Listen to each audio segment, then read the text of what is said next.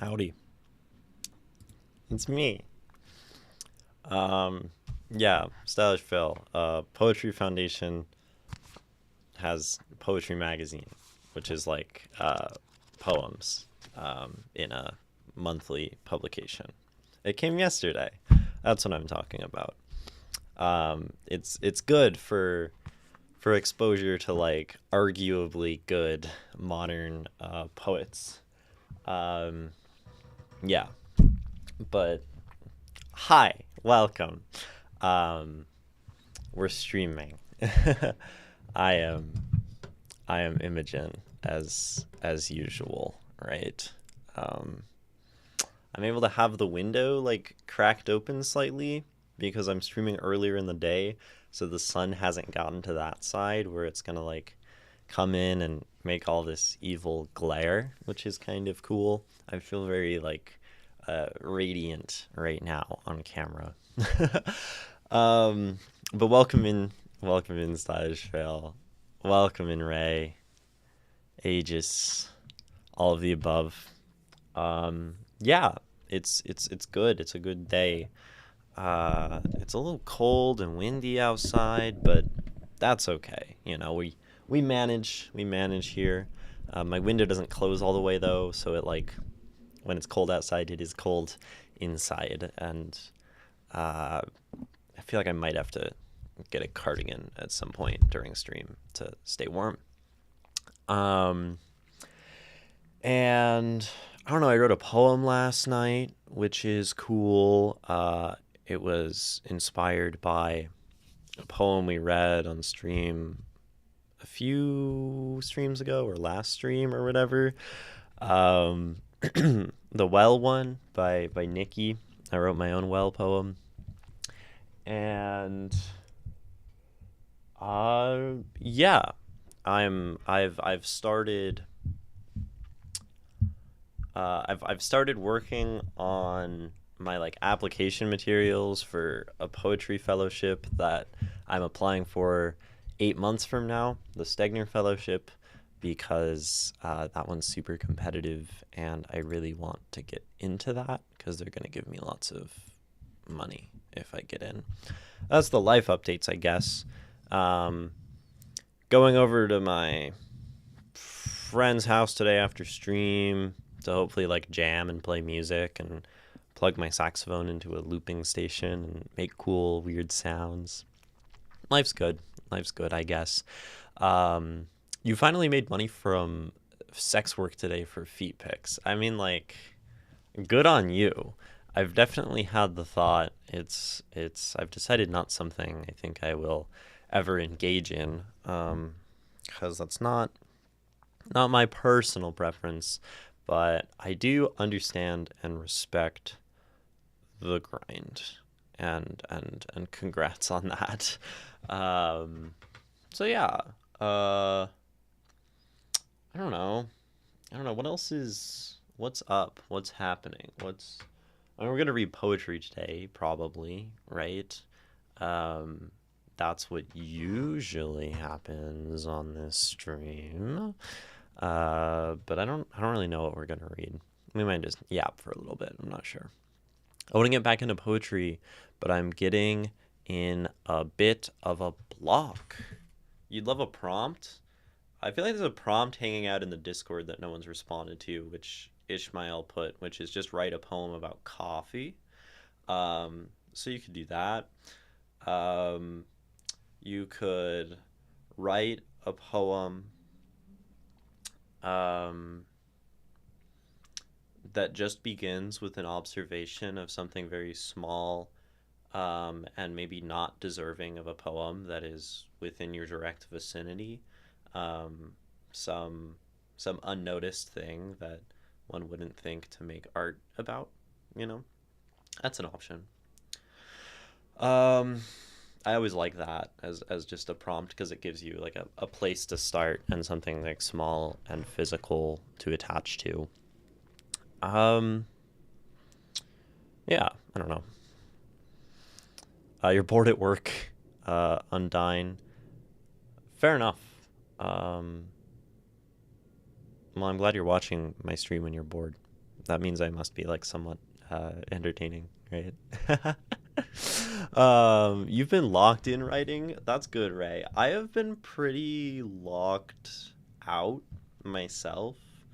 I think it was a couple days ago that I realized I hadn't written a poem in like 2 weeks, and I guess actually like finished a poem, and even then that was at like a local workshop, and I feel like I just haven't been writing that much on my own, and haven't had that like itch, you know. But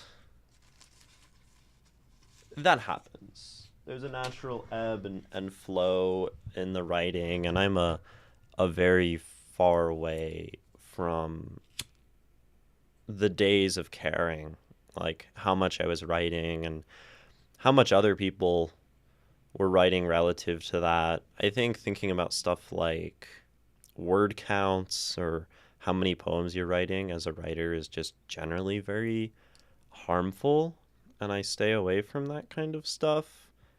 I don't know, I see people talking about like, oh, I didn't hit my word count this week for my prose. And I just wonder like what the purpose of that sort of like arbitrary goal is, you know? Pine incense today. We're burning pine. Like I guess the word count is arguably like the motivating factor, right?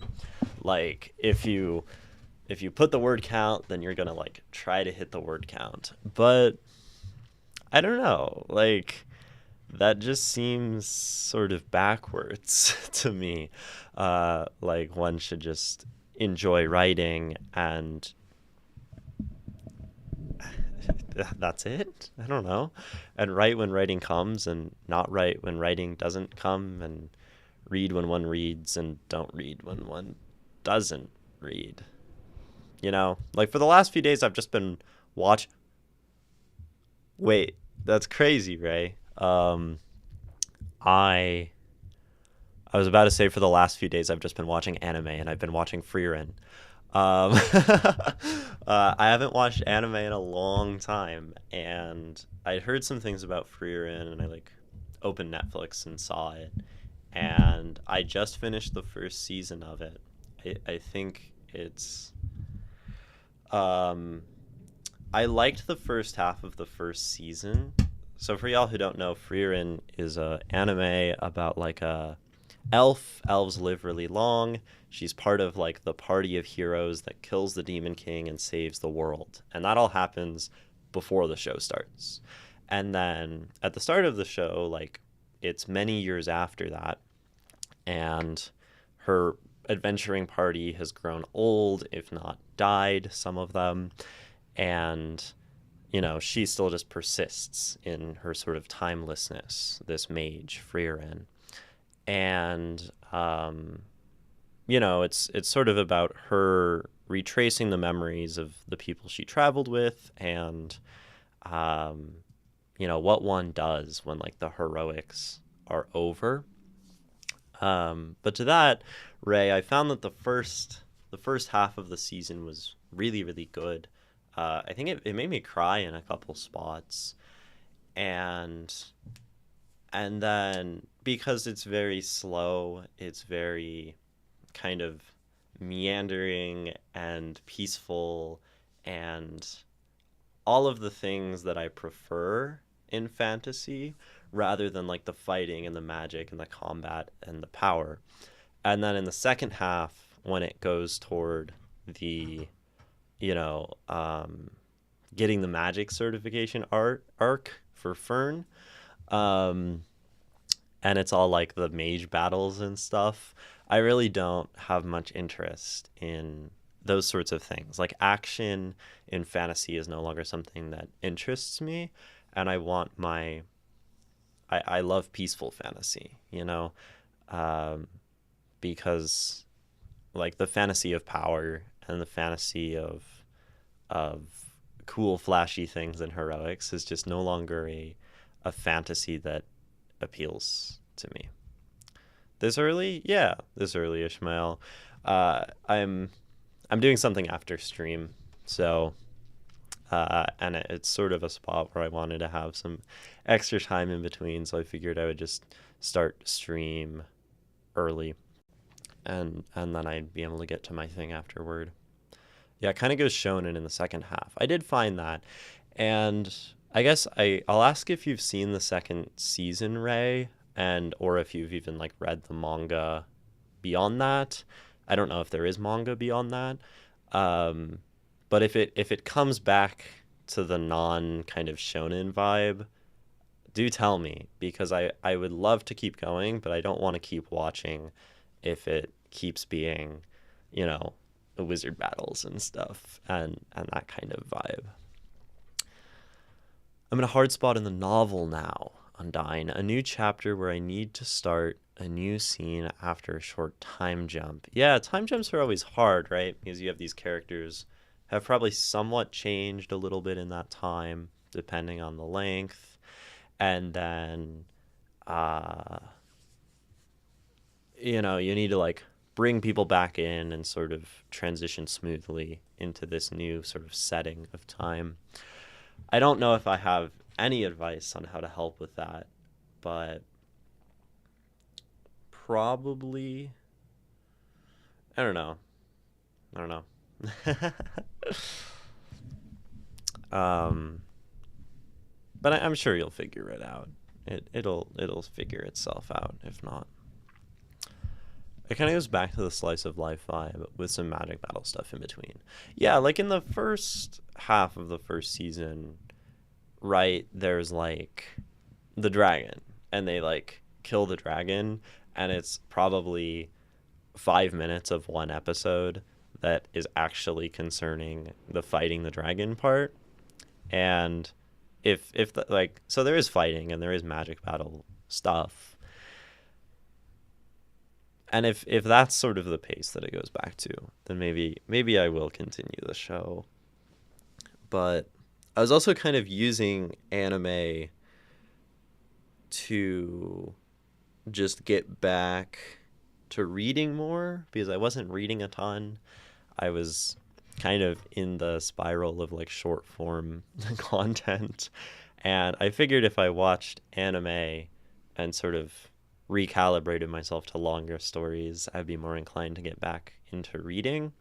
And I'm not even sure I like am interested enough in watching anime to go watch the second season now. But I do like tearjerker stuff. I do like media that makes me cry. That's one of my big qualifications for whether something is good. Does it make me cry? Does it make me laugh? Does it teach me something? Right? I think that's about like all we can do, all that media can do. And I think all we can do in life is like make people laugh, make people cry, teach people things, or feed people. I think these are like every action can probably be distilled down to one of those four. At least every probably valuable action.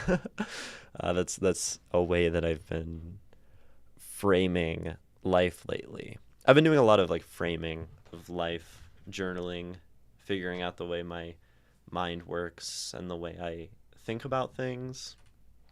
The other day I made a whole chart of like people in my life who I know, sort of charted against various qualities that they have to try to understand why I like some people more than other people and why certain people become my close friends versus some people remain distant friends and some people stop being my friends, which is probably like pretty over analytical.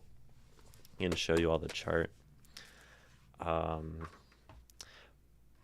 But I've been just thinking about stuff like that and how life is framed. Hold on. Here's my very autistic chart of people in my life and in my past. Right here. And I had these qualities that I think are like good qualities for a person. Stability, like being dynamic, being critical, and being empathetic. I think these are four like big qualities I think are good, right, in people. And then here's a bunch of people I've like known throughout my life. And certain people score better. I have only one person who's like plus on all of these. And I was like, okay, like, here's a person I like don't like. And it turns out that they in fact like fail at all of these qualities. Um, here's a person who's kind of neutral and they're just kind of mid, you know? And a lot of the people I vibe with have a lot of these qualities. So I was sort of trying to identify like what makes people my friends. Weird stuff, but that's what I do with my time often. All my introspection is like putting people on charts. Not really. I've never done that before, but that's cool. I think it was kind of cool. Um, and I had spent some time trying to like identify those factors. First, I was like, what do I value in a person? And the chart was actually more of a test to see how that relates to the people in my life. So I'm like, I know that people should be empathetic. That's something I value in myself. Critical thought, engaging with stuff. Stability, mentally. These are my categories. Critical thought, empathy, stability, and then being dynamic, being able to up and go on an adventure, or like spontaneity, right? That sort of spark. And those were the four things that I came to as like, I value these in people. And then when I put all the people on the chart, it pretty much correlated to like the people who have these are my close friends and the ones who've persisted, which I think is probably like a good indication that I do value those things, or that my relationships reflect my values. And and then I can also look at like, let's say, relationships that kind of failed and be like, oh, yeah, this person wasn't particularly stable, or this person wasn't particularly empathetic. And that's kind of why things crumbled. And even if that person was very critical and very dynamic as a person, someone very smart, able to learn, um, but not so able to like engage with me on an emotional level, that relationship failed. There might be maybe one or two other qualities that I haven't pinned down, but uh, it's kind of interesting. I thought about humor, like being funny, making me laugh. I don't think that one is really like high on the list though. I don't think I like um, naturally sort the people around me for whether they're funny or I'm like necessarily deeply attracted to that quality. I thought about inspiring from like an artistic sense, but I don't actually think many like I don't think I relate to people in that way, where like people just aren't the thing that I draw inspiration from in art. So that didn't really make the list. Um, Empathetic covers like most of what I would ever want from someone emotionally, like that they, you know, try to engage with the emotions of others and try to understand and, you know, are generous and kind. That all fits within empathy, I find. Critical, I don't care if someone's smart, but I do care if they are discerning and think and break stuff down and analyze. um, what are the other ones? Stable. I'm so far past like being attracted to the mentally ill. Uh, as a formerly mentally ill individual, I think the old adage of "don't stick it in crazy." Uh, I finally like processed that at some time in the last year. And then dynamic. People got to be able to change. You can be stable, but you can't be static. And those things kind of conflict in a lot of people, right? Basically, I have very probably like high standards, but I think these are all qualities that like are pretty fundamental. uh, yeah. So, and then maybe time. Like actually, a lot of my relationships are just graphed over time. Where even if I don't like someone that much, uh, the the more time I've spent with someone, the more likely I am to just like be friends with them. This is why some relationships haven't worked because some people are like, I want to call this some kind of close friendship or relationship, and that time component wasn't there. So that might actually be an important thing for me because I just can't like arbitrarily sort of just like choose what a relationship is. I'm still very attracted to the mentally ill. I will never accept don't stick it in crazy. I like women who can't have grapefruit. I mean, to each their own. I just think it's setting up a relationship for failure. um, yeah, it just I think it's usually indicative of a lot of other like lifestyle things too. I have this friend who always brings me to meet her friends, and I always come out of it like, cool guy, I liked that.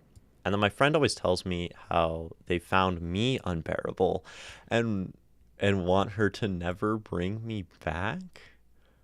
Hold on. Wait. Your friend. Well, that sounds like your friend is kind of mean, Ray. Right? Like like they bring you to see their friends and then they tell you that you were unbearable. Like that seems kind of unkind. Um,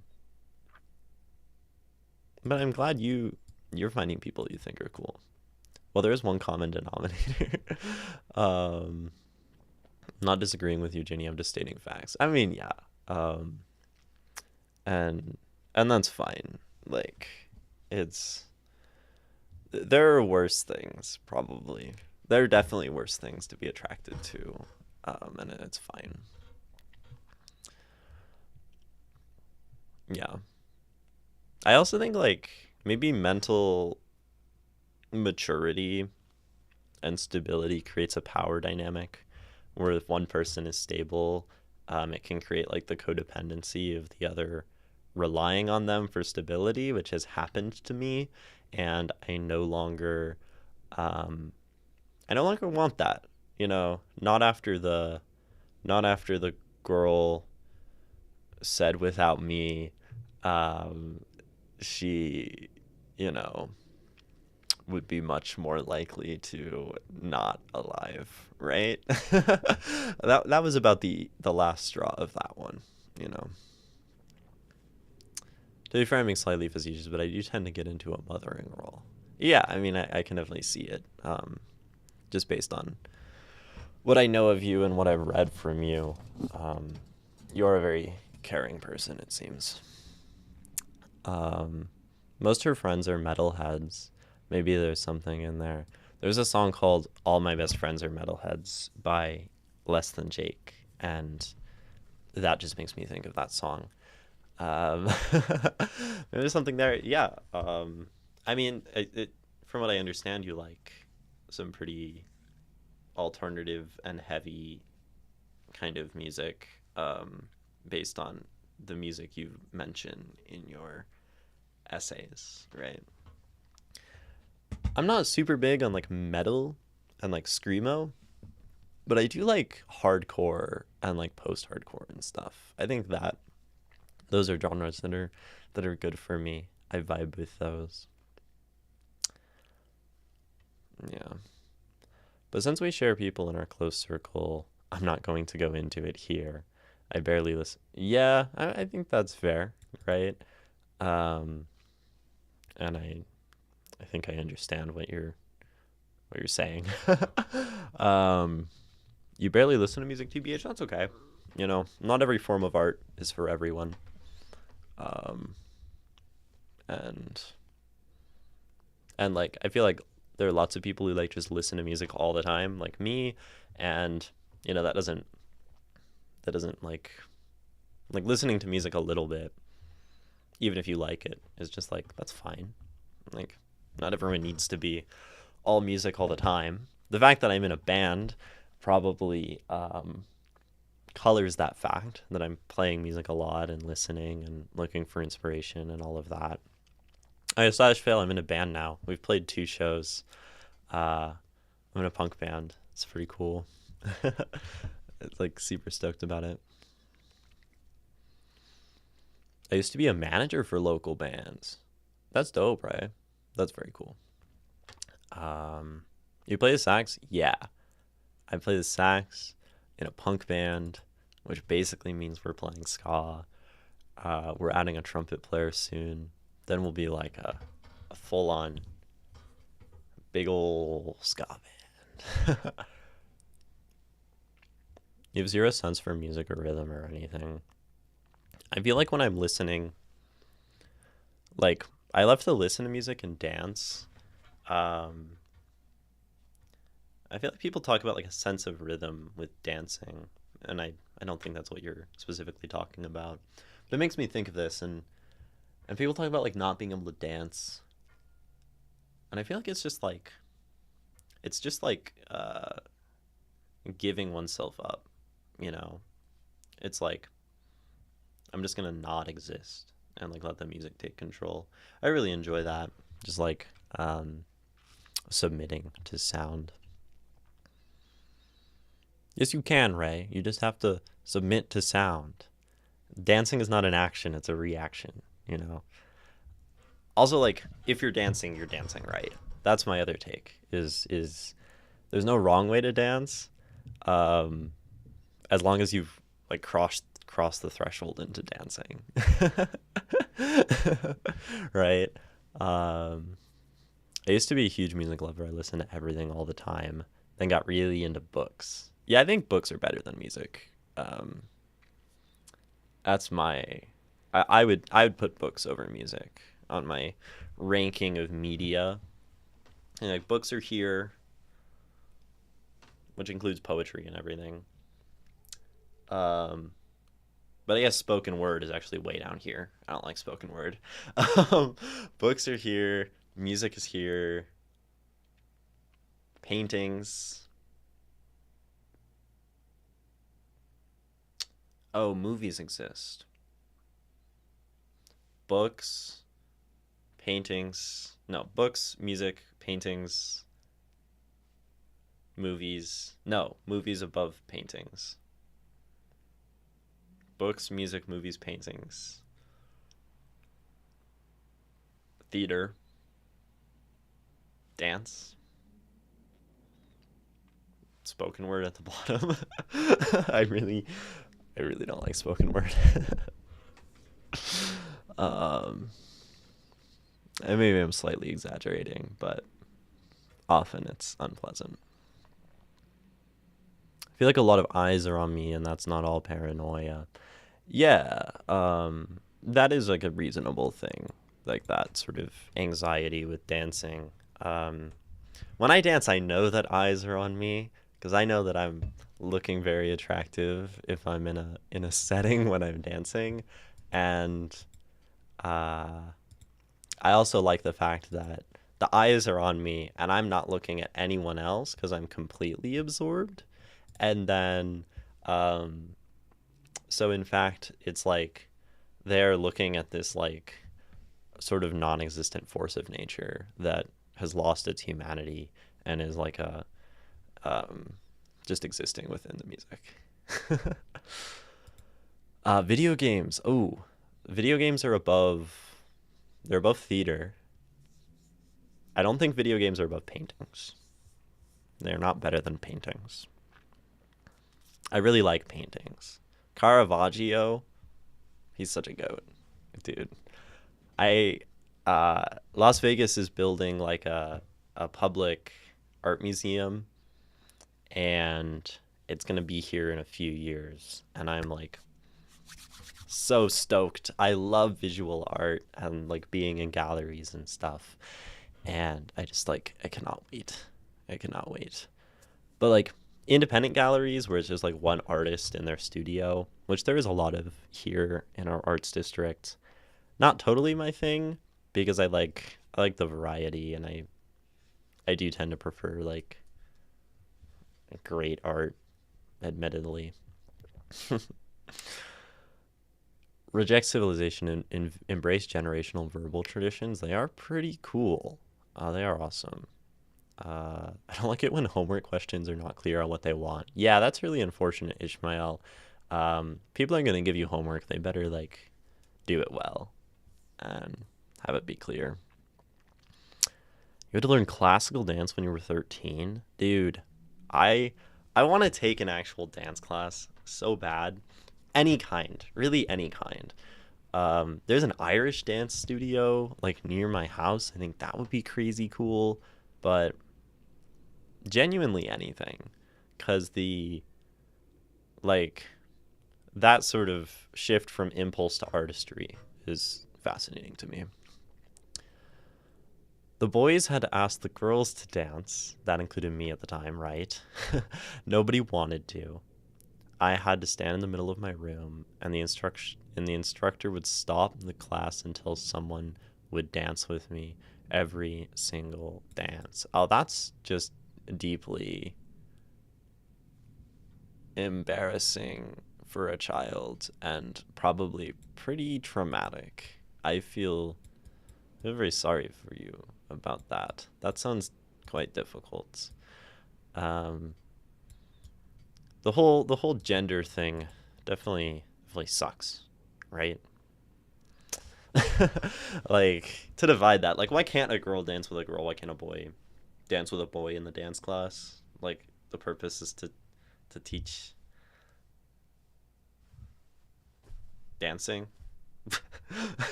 not reinforce gender roles. I know that you're big on watching movies, Ray. That is.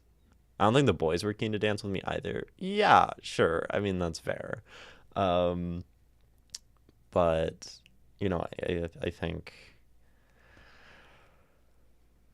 yeah. Either way, it's a hard position.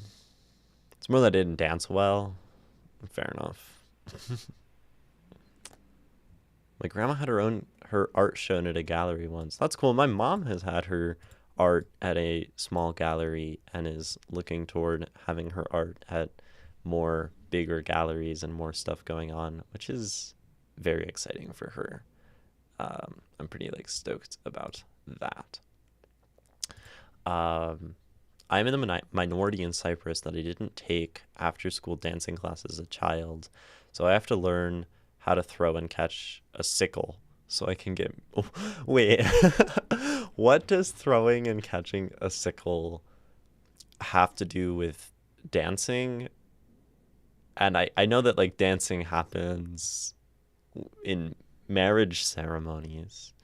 Is sickle throwing the alternative to dancing in marriage? Like if you don't dance, you throw sickles? Ah, you throw and catch sickles in dances? That sounds dangerous. That sounds intense. That's kind of wild. Are they like sharp? Like if you mess up, will like what if you throw the sickle and you mess up and it like hits your wife? Do they die or are they like blunt?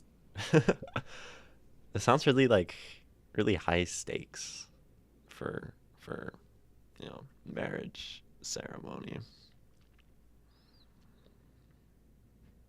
I kind of like the idea of getting married in my life. Not necessarily um in like the ceremony kind of way, at least in like the taxes way. I like the idea of monogamy and like union lately. I've been thinking about that more and more, you know.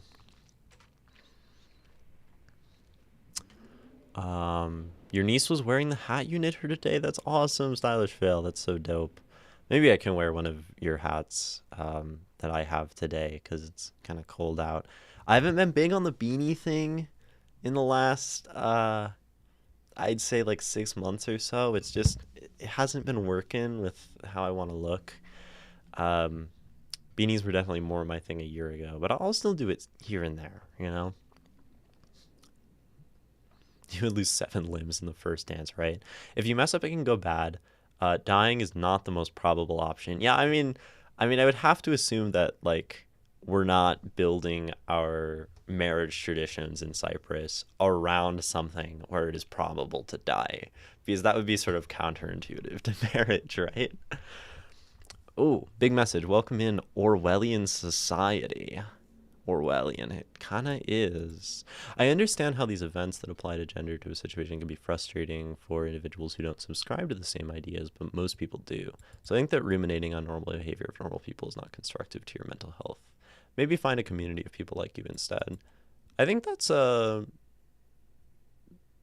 yeah, like probably not a bad point. And like I'm not I don't super um it definitely doesn't bother me anymore, but probably for like that child, child stylish fail who doesn't understand as much um the nature of that at that time. I think that can probably be difficult, right?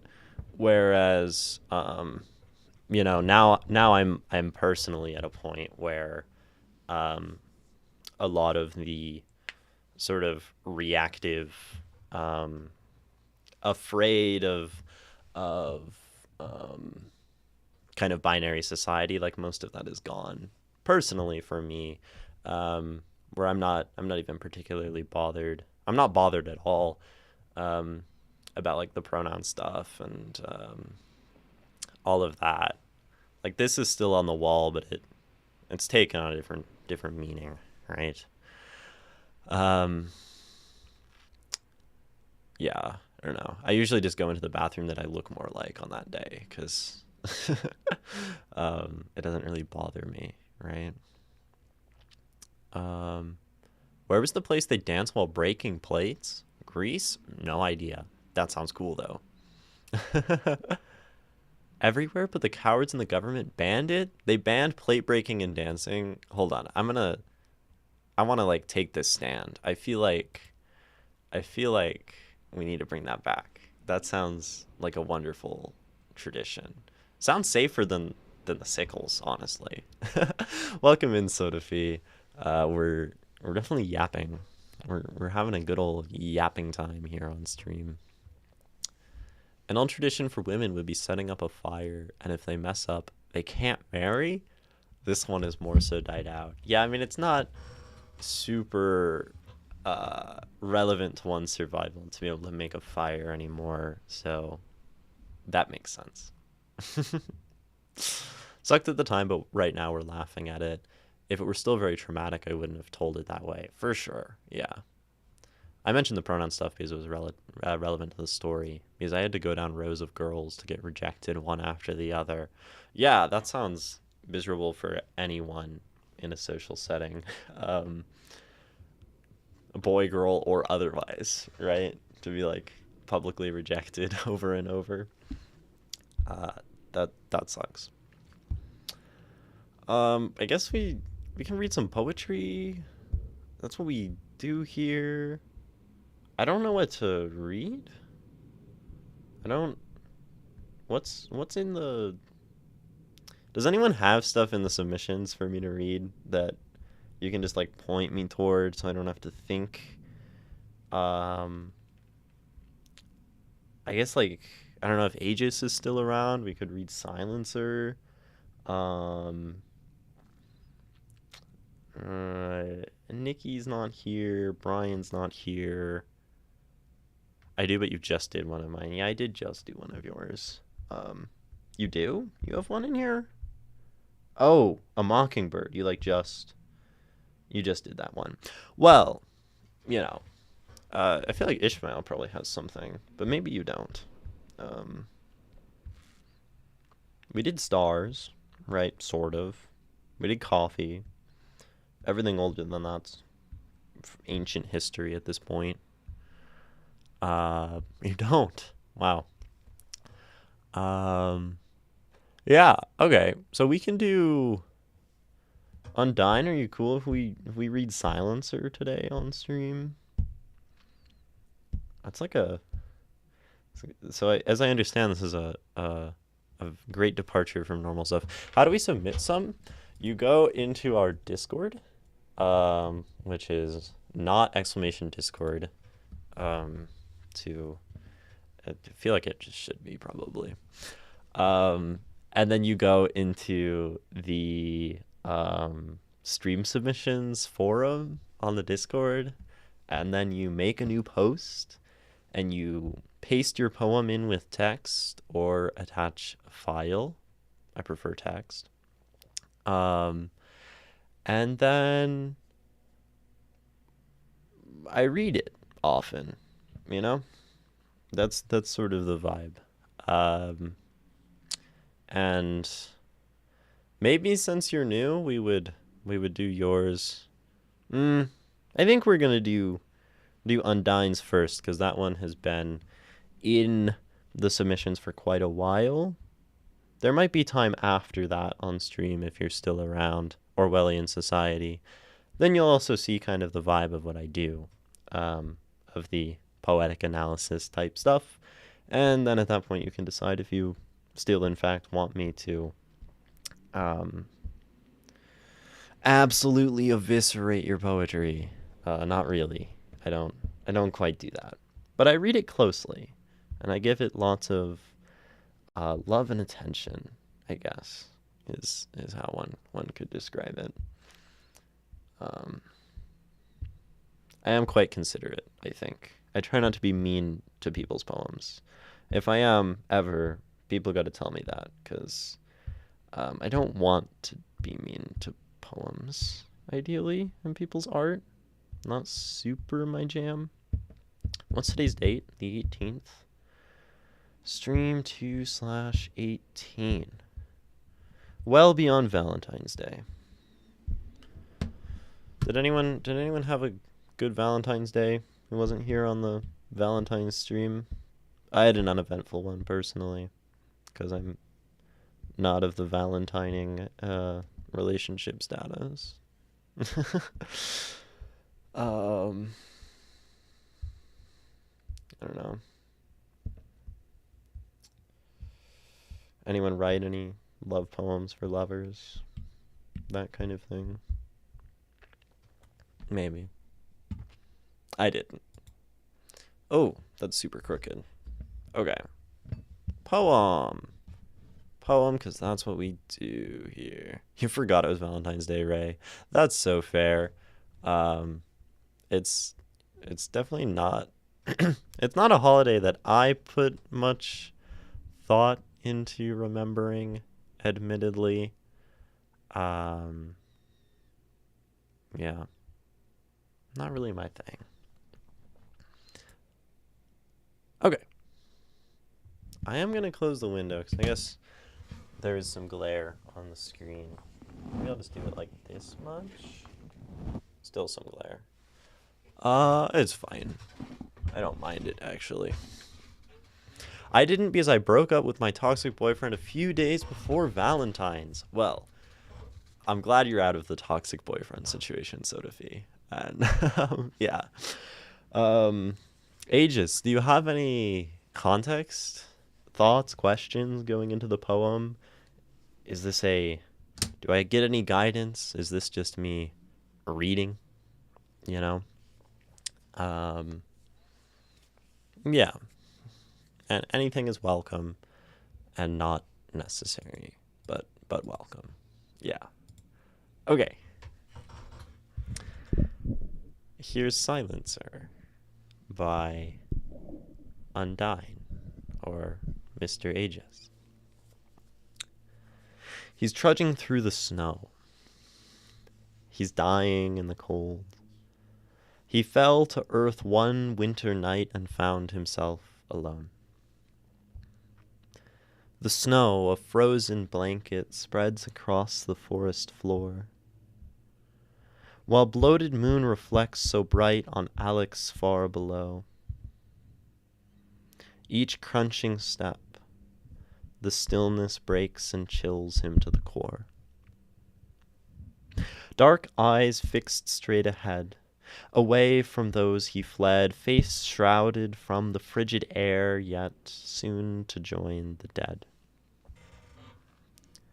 The bodies left behind his wake in vengeance calm and pure, a silent rage and bitter hate for what his loved endured. A raven crows to mark the time his soul's debt now comes due. Dread Father takes his hand and forces him to stand. Alex swears a bitter pledge, and death makes his demand. He marches colder still, yet colder is his will, his dreadful gaze to fall on those his innocence did kill. No sword shall end his baneful vow, till death has had his fill. Ooh, edgy Mr. Aegis poetry. Very different from what we read before from you on stream. A lot heavier. And you say this is rooted in a longer story of the character, Alex, but is otherwise self-contained. Yeah, I don't think it feels like it necessarily needs that sort of external context. Like, we know his name is Alex. I don't think we actually need any more of that outside context. We have some rhyming going on, right? Not necessarily the same light musical sort of motion that we see in your other works, but a little bit just it's heavier for sure. And this snow cold alone, floor below core, ahead fled dead. Each stanza feels sort of contained and then kind of just separated, punctuated by the rhyme scheme, I guess. And it has a much different motion to it. And I think that is probably reflected right in the subject matter of the poem. Death, war, trudging through the snow. Sounds like killing innocent people from what I can tell. Mostly not any sort of pleasant things about this story. Making deals with death. I'll read it again. He's trudging through the snow. He's dying in the cold. He fell to earth one winter night and found himself alone. The snow, a frozen blanket, spreads across the forest floor, while bloated moon reflects so bright on Alex far below. Each crunching step, the stillness breaks and chills him to the core. Dark eyes fixed straight ahead, away from those he fled, face shrouded from the frigid air, yet soon to join the dead. The bodies left behind his wake in vengeance, calm and pure, a silent rage and bitter hate for what his love endured. A raven crows to mark the time his soul's debt now comes due. Dread Father takes his hand and forces him to stand. Alex swears a bitter pledge, and death makes his demand. He marches, colder still, yet colder in his will, his dreadful gaze to fall on those his innocence did kill. No sword shall end his baneful vow, till death has had his fill. So we have narrative, right? It's a pretty straightforward motion of actual events that are happening in this poem, where we have a change in this character from beginning to end. Uh, we have him walking in the snow. We have this sort of scenery. We have some thought back to those he's fleeing from, right? We're adding context to this. And then we go back to these bodies. So there's sort of like an aspect of memory here, maybe. And then we have this thing with death, with the raven, with Dread Father, with death, and then a continuing of his march, right? Alex in the story is a child soldier who survives a tragedy, fleeing into the wilderness, swearing vengeance on the perpetrators, and he grows up to fulfill it, but loses his humanity until a later redemption arc. That makes sense, right? We have him fleeing, and we have, this mention of vengeance here happening. Makes sense. I like it, but I miss a visceral element. It is very descriptive, chills him to the core, but non-experiential. How does it feel to have that cold? Interesting. So Stylish Veil is maybe seeking for something closer to the body, something closer to the senses, something not so removed, right? And there is a feeling of removal in this poem. I mean, not only are we framing this in the third person, right? We're talking about he. So we're already sort of separate from the character himself. We're existing sort of in that fiction space of the omniscient narrator, where we can just kind of see this guy and we know things, and we know about the bodies that are elsewhere, and the camera can sort of pan very maybe cinematic is a way that I might put it, where we go from a shot of Alex, we go from a shot up to the moon, we go to a shot of his eyes, and then a recollection of the past and the vengeance and the thing with the people who died, something more metaphysical of him grappling with death, or accepting death, or losing himself, and then the continuation of the march. We could almost see this as a 10-minute short film, in a sense. It kind of feels like that. And this character is silent, essentially. He's just walking. So we are very removed from him. Now, is that good? Is that bad? That's a question, right? Stylish Veil would say, they want more. But I think maybe that removal serves an important purpose in the poem, and maybe that's something to think about here, right? Because we have a lot of distance, right? We have, first of all, in the opening stanza, he finds himself alone, isolated. We have the bloated moon, and then Alex below it. So again, we're creating this feeling of distance and separation. Stillness, right? He's sort of the only thing moving, the only event that's happening in this scene of otherwise serenity. He's fled something. So again, we have a distance, we have a removal from the place he once was. And then, he's dying, right? He's moving away from life. And what is life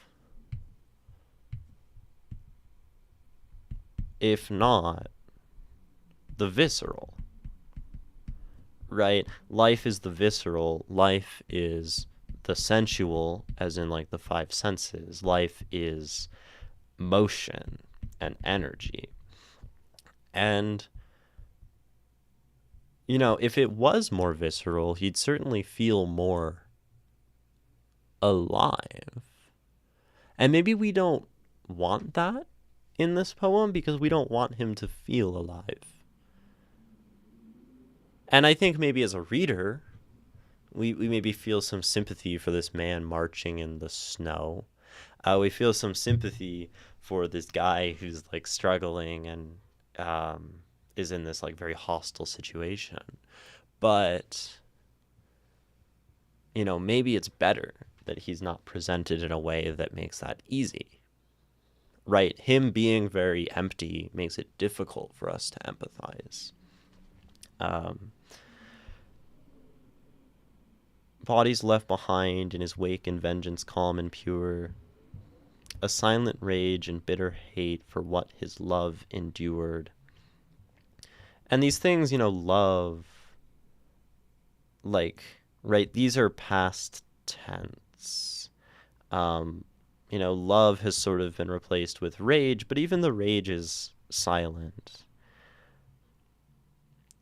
Right? Even vengeance is placed alongside calmness and pureness.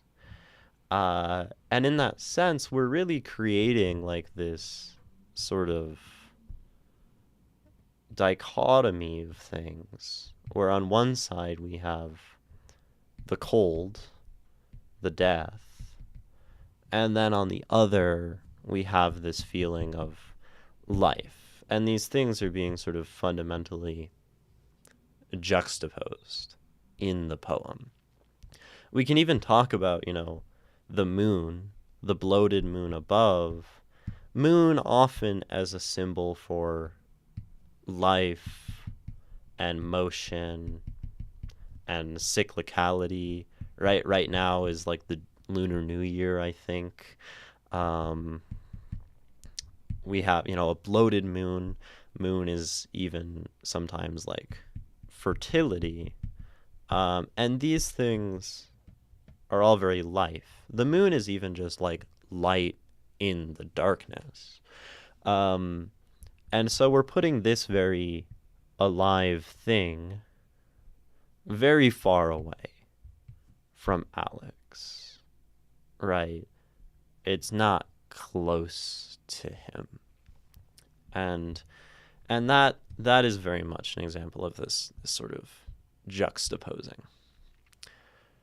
Do you read short essays too? I see it as an option in the Discord. If they're short, and, you know, the one thing to note is that it's much more difficult for me to go into depth in this way with an essay and to give the same amount of feedback. It's also very difficult for me to just like format it in a way where I can write on it that's like functional for stream. So I think I do a worse job of giving good, helpful thoughts on prose, although you are still welcome to submit it. It's just not my specialty, I guess. I'm a poet more than anything.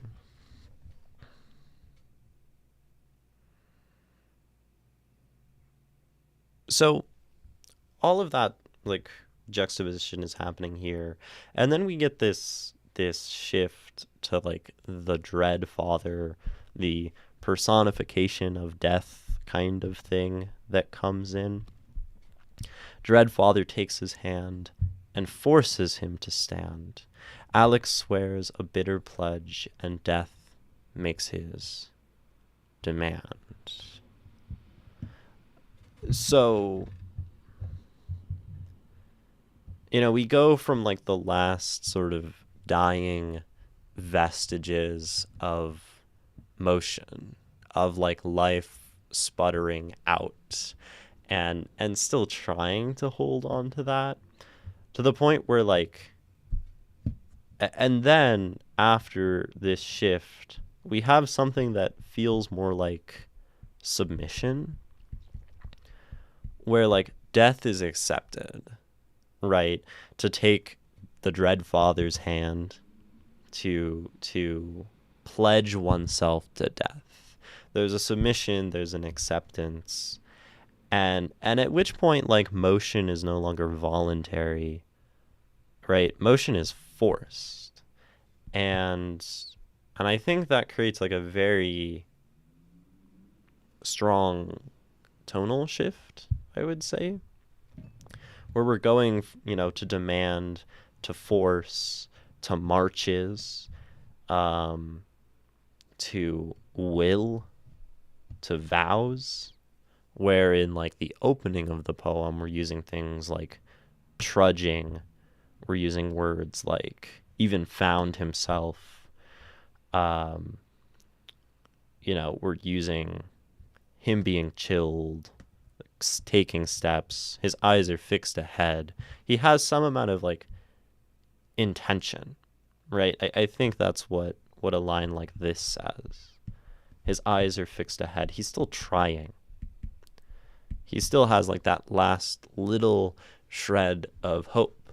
And what we watch in this poem is that last bit of hope falling away is what it feels like to me.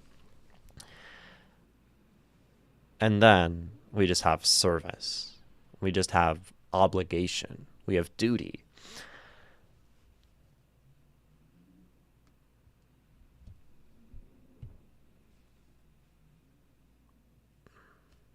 And then, no sword shall end his baneful vow till death has had his fill.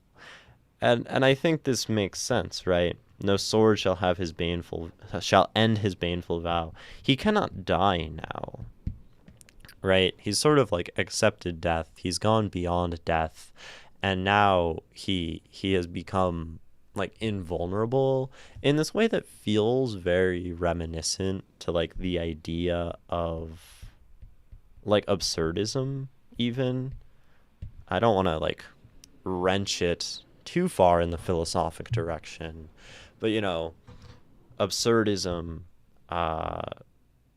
to say that like, absurdism comes out of existentialist thought and nihilism. Maybe it's more of like maybe it's more existentialist than absurdist. I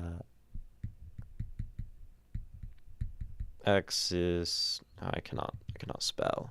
Right? So existentialism, nihilism, absurdism, all of these things, no matter what, revolve around the idea of, we are going to die, right? And the fact that we are going to die should be like the primary thing informing the way we live. And some of these schools of thought say like, once you've accepted death, once you know you're going to die, and truly like find comfort in that, truly submit to the idea of death, one is sort of free and unburdened of all of the things in life, because like all of the trials of life are very small compared to that of death. If one has accepted death, there's nothing that can be worse than that in life. And it does sort of have this feeling, right? There's a passage in the Tao that says you like the one who has the Tao, which is very relating to an understanding of life and death, I guess, as a philosophic system. Like he who has the understanding of the Tao, like no sword shall pierce his flesh, for there is no place for death to enter him. And this sort of like feels like that idea, right? this man has already, grappled with death to the greatest extent, come close into contact with death, and now he can move on. He has both eyes looking the same way. Not existentialist enough. He's not smoking, not existentialist. Yeah, I would say it resembles, right, these schools of thought. I wouldn't necessarily go so far as to say that the poem is an existentialist one. Uh it does feel like it's just more, I don't know, within the idea of narrative than like the philosophic. Um but that is an important part of the poem. Um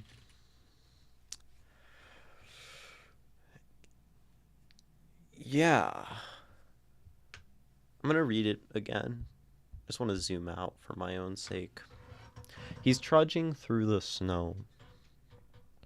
He's dying in the cold. He fell to earth one winter night and found himself alone. I like how this almost evokes like the angelic falling to earth. The snow, a frozen blanket, spreads across the forest floor, while bloated moon reflects so bright on Alex far below. Each crunching step the stillness breaks and chills him to the bone. Dark eyes fixed straight ahead, away from those he fled. Face shrouded from the frigid air, yet soon to join the dead. The bodies left behind his wake, in vengeance calm and pure. A silent rage and bitter hate for what his loved endured. A raven crows to mark the time his soul's debt now comes due.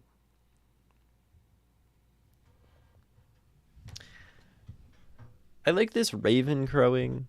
Like, I really enjoy this detail. I underlined it after like the second read through or something. I think this stanza here is like particularly fascinating to me, not just because the language sort of changes, but also because some of the actual subject of it, right? Like the bodies left behind his wake in vengeance, calm and pure. We get this very like it's slightly non-grammatic. Like there's a vagueness to this line, writing vagueness. The bodies left behind his wake, in vengeance calm and pure, a silent rage and bitter hate for what his love endured. Like, it's hard on first, second, maybe even third read to understand exactly, like, how these bodies are relating to vengeance and rage and all of this. Like, this whole thing feels almost sort of fragment-y, right? And I think from what I can tell, we are like remembering. I mean, based on your your description, Undyne, right? Where he is sort of remembering.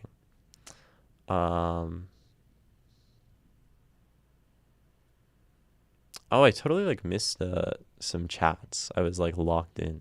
There are some things in chat. He absolutely should have died out there. But his disconnection from the reality, his focus on anger, revenge, keeps him going. The question then is the Dreadfather real or metaphorical? Yeah.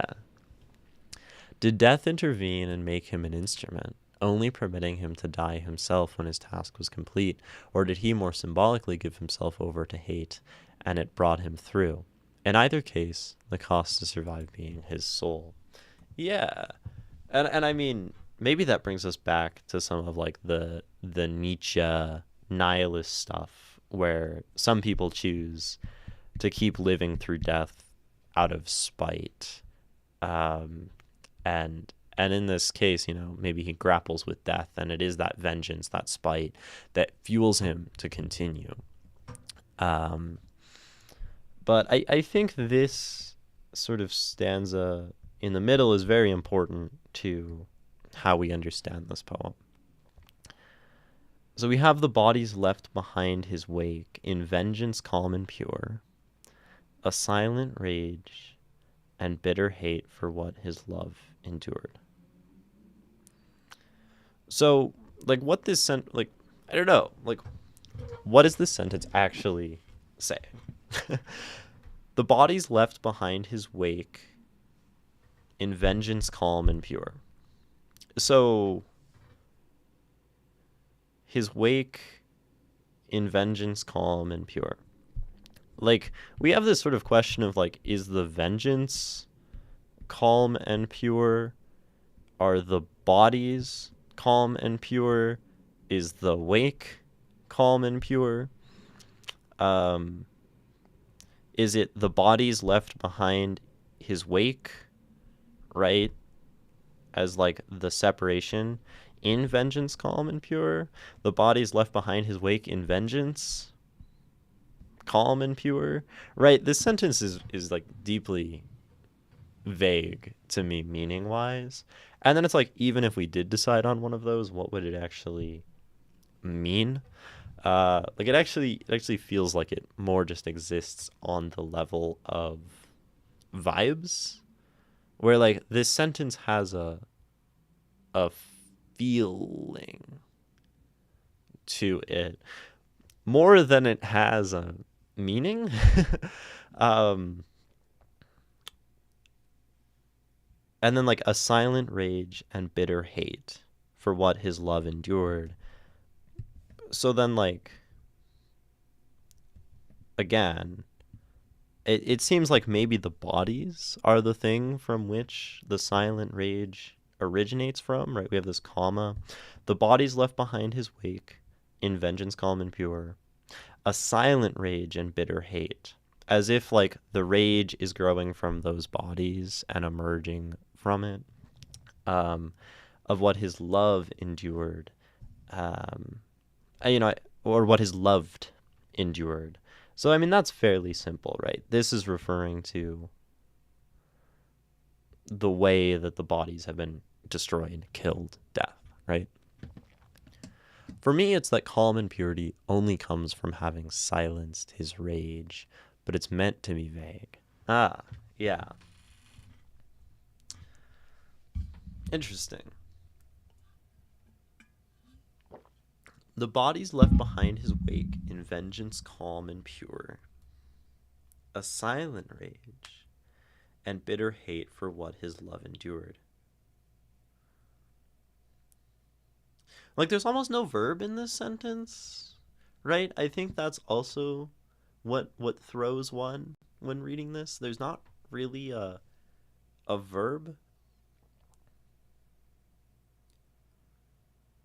right? The body's left behind his wake. Sure, I guess that's the verb. The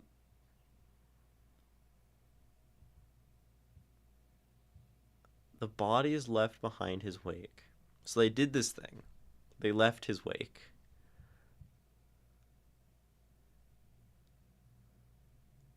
Wake.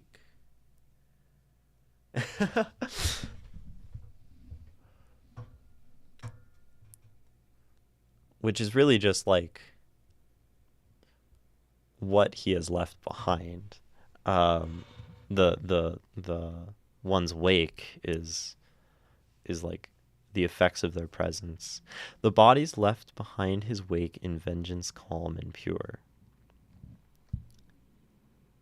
Yeah, I don't know. It's it's super, super vague. And I think that's cool. Because we have this understanding of this moment. We know either way, right? That whatever this is the feeling he is having.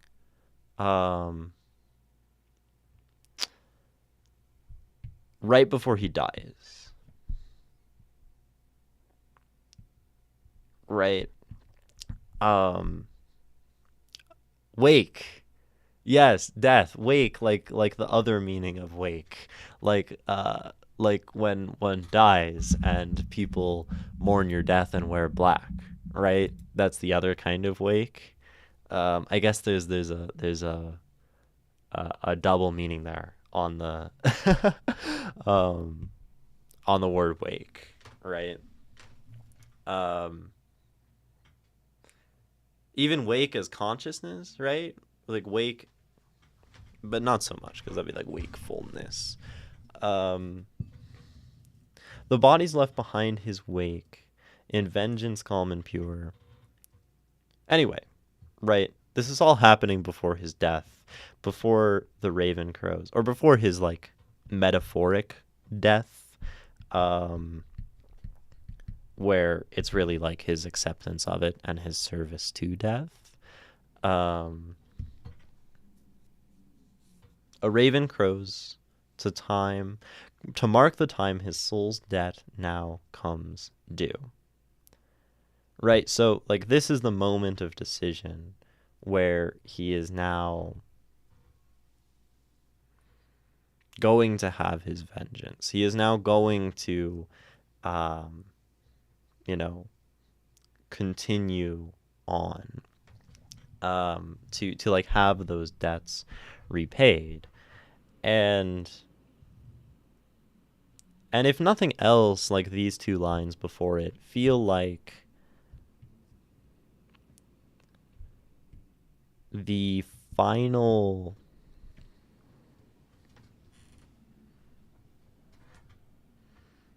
right, like that last moment of life, that last moment of something of humanity in him, where there is still vagueness and confusion. Like the confusion almost makes sense. Like, how can the vengeance be calm and pure? How can the rage be silent? Um, like words. This is like very much troubling me. This stanza, I like it. Um, no, but it's like it still carries the dichotomy.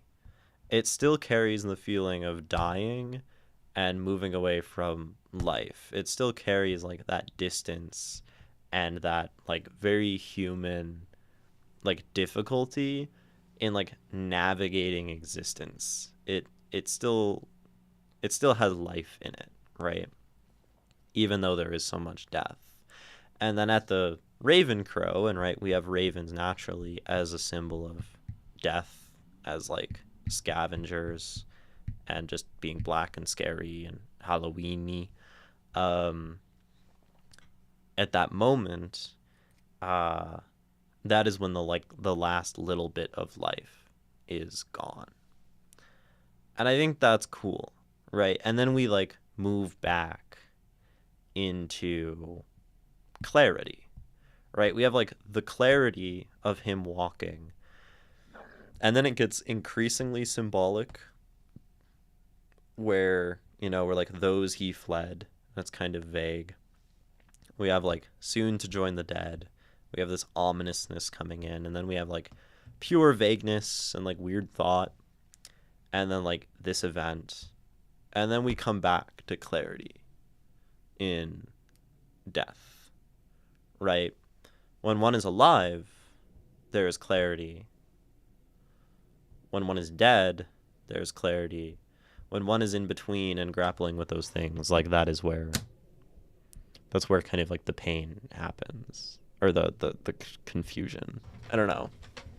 Um, the title of this poem is Silencer, Fail. And like, it's interesting, like silencer, right? We're talking about a gun, like most immediately, because he's like killed people and he wants to kill people. Um, but at the same time, like a silencer is maybe also like the moment the thing that takes us from life to death, where he has like fallen silent, right? We have like the silent rage. Um, and, the thing that has brought him to silence, to like pure and unburdened devotion to, I don't know, retribution and death, um, is this sort of rage and this spite and this desire for vengeance, where like vengeance is the silencer in a sense, I guess. Um, Silencer, which I took from Troa Barton's nickname in Gundam Wing, not the Elder Scrolls Dark Brotherhood rank. I have no idea what any of that is.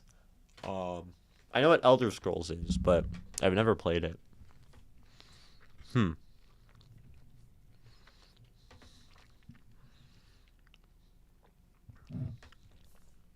Orwellian Society, you say, I didn't feel good about any short essay or poem I've written, so decided to post the beginning of a work in progress. Yeah, all that sounds cool. Like any writing is okay. We've had like song lyrics on this stream.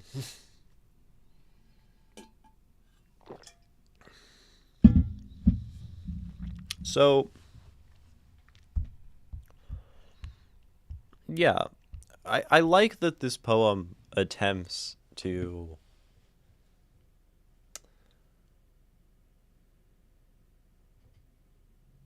discuss that like inflection point between life and death, and then that also happens to exist like right in the middle of the poem. I think that's like a good structural choice. We have like the end of life and the start of life after death.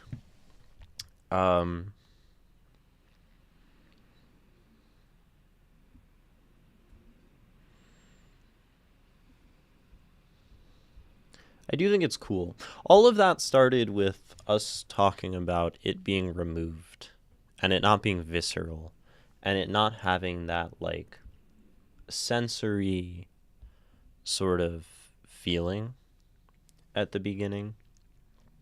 And I actually wonder, like, Stylish Fell, you did say you were wanting more of that visceral.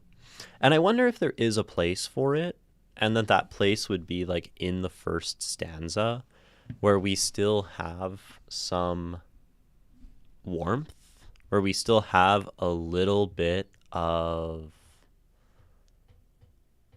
life happening in him, because then that like maybe increases that feeling of losing the life, and then that point in the middle, and then that like turning over to purely cold.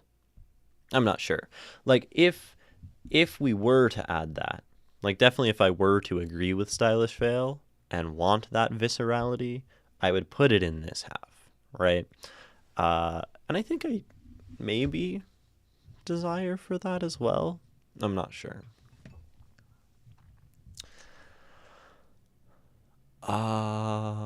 It's a great poem, by the way. I love the imagery. Yeah, it does have good imagery. The moon, the crow, or the raven.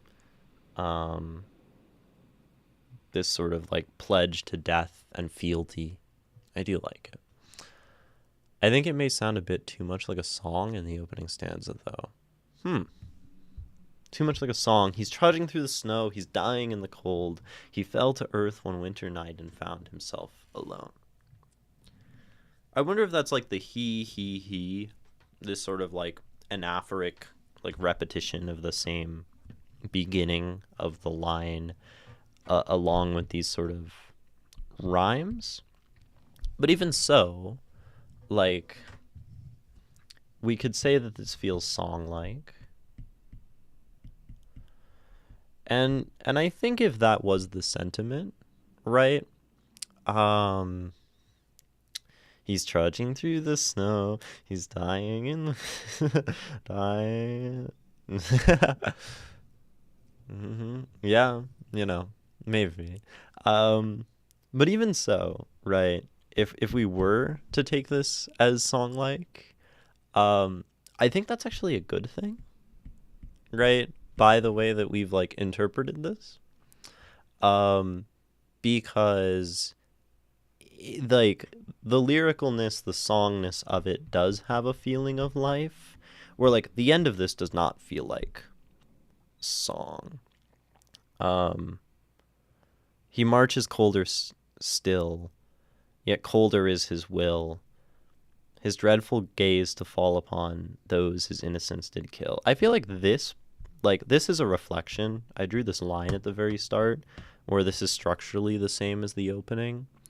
And I think it um, maybe feels less song-like by the time we get to the end, and in that sense we move from something alive to something less alive in this poem, which is what the poem it does structurally, right? Dark eyes fixed ahead, away from those he fled. He's shrouded from the frigid air, yet soon to join the dead. um, it does. It almost does. It almost works with jingle bells. Dark eyes fixed straight ahead. From those he fled. Away from those he fled. Face shrouded from the frigid air, yet soon to join the dead. Yeah. And I think, right, so these are all structurally the same. That's like a very good observation. Orwellian, right? And I think, they have the same structure and they have the same like feeling of sound, but then like we gradually change the imagery where we have like him falling to earth, almost a feeling of angelic. We have him trudging, so there is motion. And then we go to like dark eyes and something more fixed, something more still. He's close to death. He's slower. And then at the end, right, he's marching, but he's no longer like moving out of volition. His will is stilled. There's like a silent brutality to this. And so in a sense throughout the poem, we do sort of change the tune to this song, or we keep the tune but change the feeling. And I think that's kind of cool. I think it works in that capacity. And shows the change in him. Because when we repeat similar things, right, when we repeat the same structure, we are drawn to notice the other things about that change. Oh, the structure is the same here, and maybe the sound is the same here, but the content of the words and the tone has shifted at that point in the poem. And I think that gives us a great opportunity to remind us that we're talking about the same person, but that we're discussing the way that he's changing and developing over time. Right, we change the tune to a minor key, and that helps support the feeling, this cinematic kind of narrative where we come back to like the same shot of him walking through the snow 3 times, but the way that he's carrying himself and the way that he's moving and what we're focusing on with the framing changes the entire context and meaning of that scene, right? And I think that's cool. Yeah. This is basically a counter to my favorite of my work, Carry Me Down, essentially the opposite conclusion of acceptance of one's death. Yeah, it definitely has some similar tonal elements, right? Just the inversion, and that makes sense. And it has like the song like refrain. You definitely do that, right? Where you have a lot of song like melodic stuff in your works. Mm, yeah, I got reviewed on this channel. Great breakdown too. Well, thank you. It's also in the Discord. It's like when you change to a minor key for YMCA, right? Yeah, it's a key change. Um, I like how often we've been using music as a metaphor for poetry lately. I find it to be very helpful. Um, any other questions on this poem? Any other things that we haven't talked about or want to dive into? I know this has been like a little brief on this one, um, but it's like a pretty concise poem. Um, I'm not sure I have like too much more to say about it, but I think the big like point of interest and maybe thing to take notes from is the way that we have this cinematic change, the way that this inflection point and this symmetry kind of reflects the stuff we're trying to talk about in the poem. Um, the way that we would depict life against death, the bringing in of the philosophic ideas, all that stuff is cool and probably like valuable to think about in our own writing. Fantastic stuff. Thank you. Then I guess I'll read it again, and then we will have a short break, and then come back for other things. Here's Silencer by Mr. Aegis. He's trudging through the snow. He's dying in the cold. He fell to earth one winter night and found himself alone. The snow, a frozen blanket, spreads across the forest floor, while bloated moon reflects so bright on Alex far below. Each crunching step the stillness breaks and chills him to the core. Dark eyes fix straight ahead, away from those he fled, face shrouded from the frigid air, yet soon to join the dead. The bodies left behind his wake in vengeance calm and pure, a silent rage and bitter hate for what his loved endured. A raven crows. To mark the time his soul's debt now comes due. Dread Father takes his hand and forces him to stand. Alex swears a bitter pledge and death makes his demand. He marches colder still, yet colder is his will, his dreadful gaze to fall on those his innocence did kill. No sword shall end his baneful vow, till death has had his fill.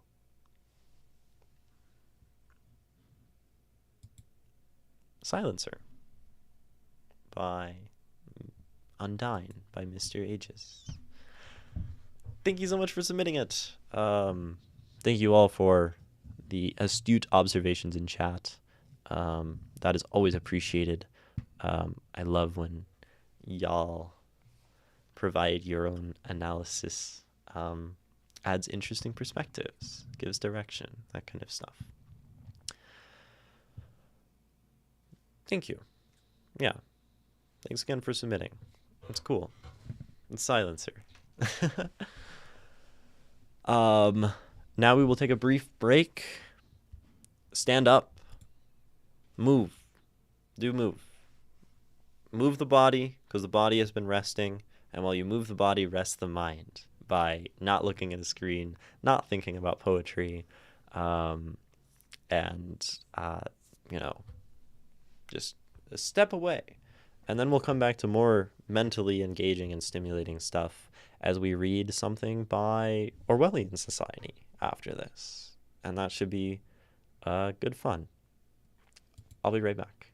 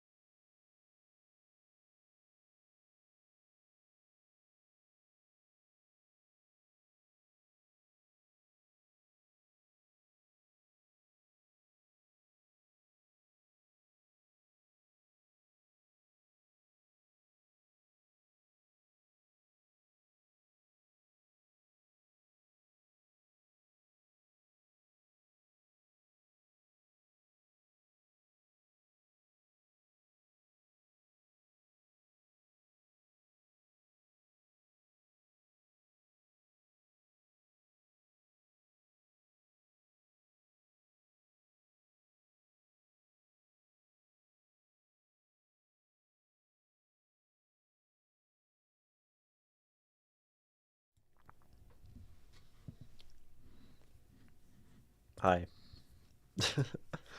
I'm back.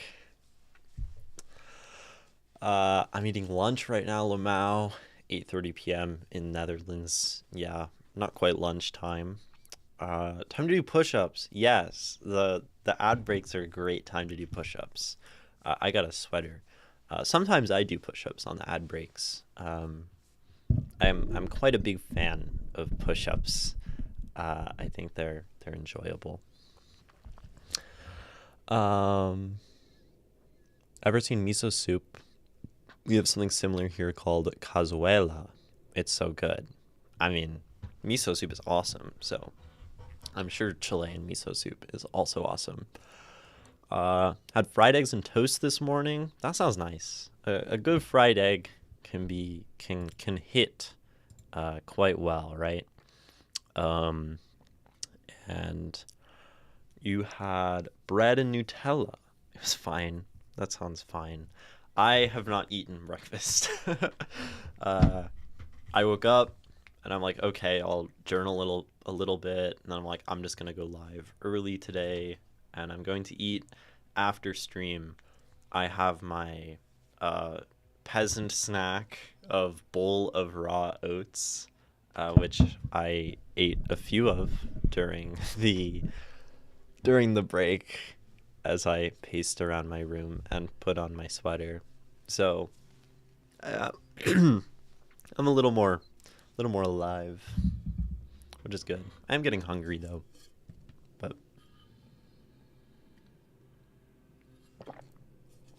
we have more to um, we have more to read. Um, Bowl of raw oats. That's not a peasant snack. That's a horse snack. That's what my dad said. Like you're like a horse. Um, I think I don't know. Am I a horse? A horse girl?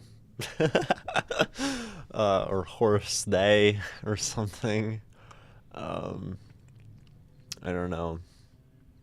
As a proud peasant, don't drag us down with you. Okay, yes, my horse snack then.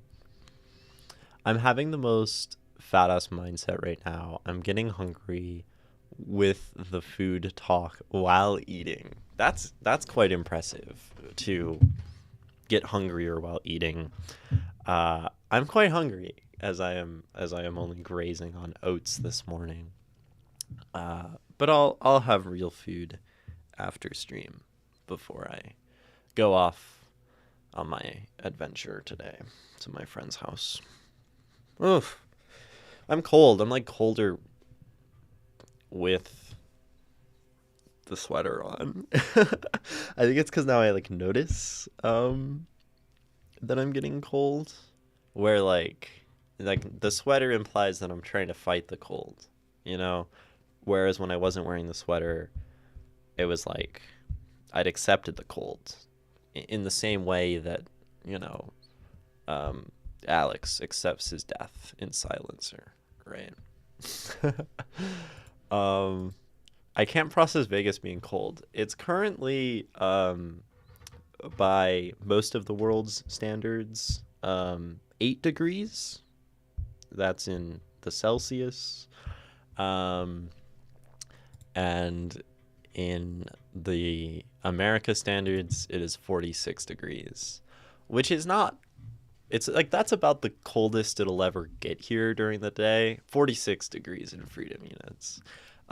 Like for February in the US, like it's pretty nice, right? Compared to the Midwest, the Northwest, the Northeast, uh, just the East Coast. Like it's not so bad, but I'm pathetic, and I get cold easily. So yeah, I'm cold. um, uh, yeah, I'm cold. Mm. I don't like the cold. I just I don't know. I want to be warm. Okay, we're gonna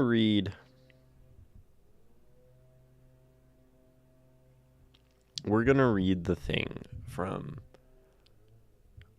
Orwellian society. You live next to Antarctica. It's cold all year long. Yeah, I mean, like, no doubt I have it pretty freaking good when it comes to, um, you know, warm temperatures and not being cold. But I will still absolutely um, be cold when it's 8 degrees Celsius out with no shame. I'm allowed that. um, and you said Orwellian society that your piece is like the intro to, I think you said some kind of like maybe like memoir like work or something. Um Maybe I misread that. Um or do you provide thoughts anything? No, maybe not. Maybe I just misread that. I didn't feel good about my short essay or poem I've written, and that's okay. So I decided to post the beginning of a work in progress I've been working on. If you could just critique it any way you want, provide any thoughts, anything. No one has ever read what I've written, so anything would help. If not, that's okay. Start of your autobiography. Okay. Yeah. I can absolutely give whatever thoughts I have. Um, because, yeah, it sucks to not have anyone ever read one's work, right? And to read it with oftentimes maybe people, even then, people will read their work and not read it with a very empathetic or critical eye and or with patience, and I think that sucks. So I can definitely read it, and we'll see what happens. I want to buy this book about this Arab dude who went to Russia in the 12th century, because from what I've seen, he's like, holy shit, it's so cold in here. Okay, that sounds really funny. Man, like imagine weather like pre globalization, right? Like through reading, through media in like a globalized digital age, I can sort of like somewhat understand the weather in other places. I was actually thinking about this the other day. It was raining 2 nights ago here, and I was listening to the rain, and I realized that the rain sounds different here than it does in Michigan, where I went to college. Because in Las Vegas, the rain is generally like pretty sparse. It never really like pours, except rarely. And no matter what, um, the wind is always like louder than the rain in Las Vegas. The wind is kind of like the main character. This is a very like windy place to live, and so listening to like the conversation of rain and wind 2 nights ago, I'm like, oh, the wind is the main voice that I'm hearing. And in Michigan is very different, where the rain can come down and everything can be entirely still, and there's just like water falling from the sky. And it creates like a very different feeling to the rain and a very different kind of sound. And so, I was thinking about that, and that means I have an understanding by living in two places of like different criteria of how the rain can sound and how the rain can feel. Right? Rain can feel cold, rain can feel biting, which means I can also imagine rain that is gentle and rain that is warm. And I can imagine rain with no wind, so I can imagine rain with lots of wind, and different like combinations of things. And I think that means like the mind is very capable, if you like take the time to think about it, to extrapolate and create situations that we like never existed in. And but I think that that only really works if you've had like some variety of experience. Like all of that sort of came from the fact that I had experienced two different kinds of rain, and that I have an understanding that rain can be different in different places. But if I lived everywhere my whole life, I would sort of always have like the similar varieties of rain that always happen in Las Vegas. And that might like inhibit my imagination as to understanding that like rain can feel warm because the rain is never warm here, you know? But it can be warm in tropical places, right? The wind is always louder than the rain in Las Vegas. I love that line. It sounds very symbolic, but I don't know of what. Yeah, it sounds like one of those like first line of a book. Um, and by the time you get to the end, you come back to it and it has all the meaning in the world. Um, yeah, it does sound like a novel kind of line. One of those ancient Greek explorers who went to North Atlantic, or one of the okay, he saw an iceberg and didn't know what it was. He called it a floating cloud, and though the sky is also part of the sea, and thought the sky is also part of the sea, and the clouds are icebergs in the sky.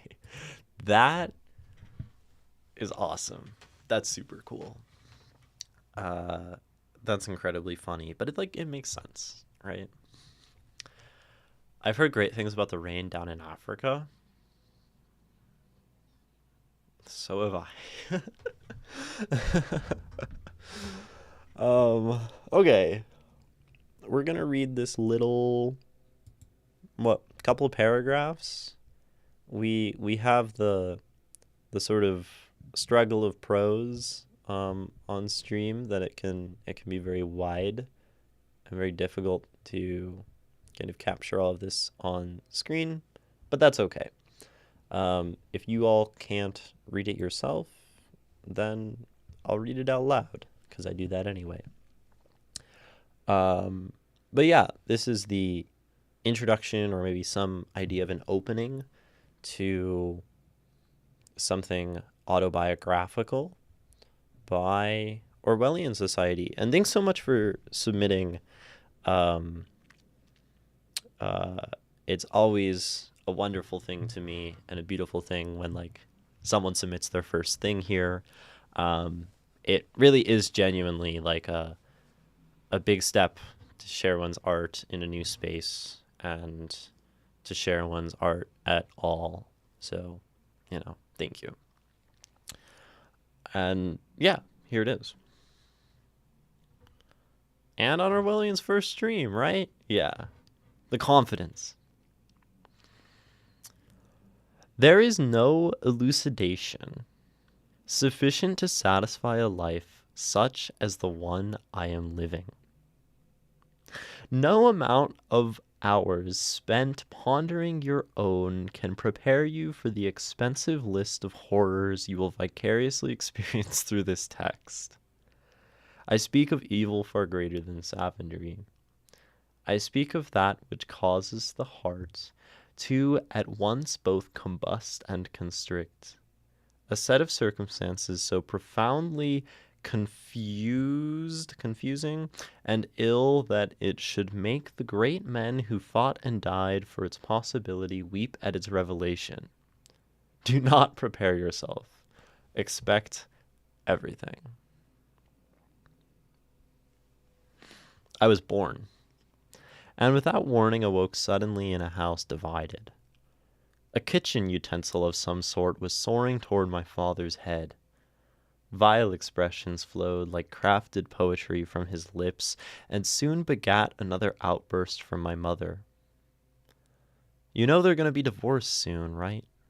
Paris prophesied. What? No, they won't. They love each other, I naively professed. Well, I hope they do, she said as she left my side to recuse herself to her room. I always loved my sister's room. The door had been replaced with a curtain in a vain attempt to reduce her sense of independence and forthright desire to cause anarchy. She always was and always will be a creature of chaos. And that, of course, is why I love her. The curtain was pink. The kind of pink that recalls an ancestral memory of a setting sun behind amalgamated clouds, or that kind of pink that causes one to desire to run away with the gypsies to live a life of adultery and addiction. Through its thin fabric you could always hear her music, though a cement wall could do no better at muzzling the sound. The CDs littered about would each be chosen according to the feeling she carried with her from beyond the pink veil. Her expression was anything other than subtle. And I often invoked further discipline that she would subsequently reject. There was never a real hope to civilize her.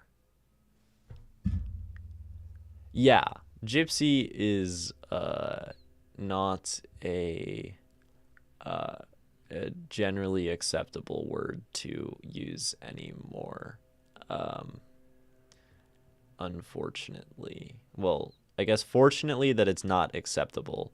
Unfortunately that it's a word that has been used as a slur, and that it sort of has this like reputation of like non-slur. But yeah, probably shouldn't have said it myself on stream. But yeah, we probably don't want that. Especially then to use it alongside like the general tropes of, right? We can probably rewrite that part. And my bad for, reading it as is textually and it jumping up at me. Yeah, my bad. Yeah, you could say hippies and that would just be fine. I think that would work equally well, and being mean to hippies is fine because the hippies kind of sucked. I think there's like some great like just textual stuff happening in this already, right?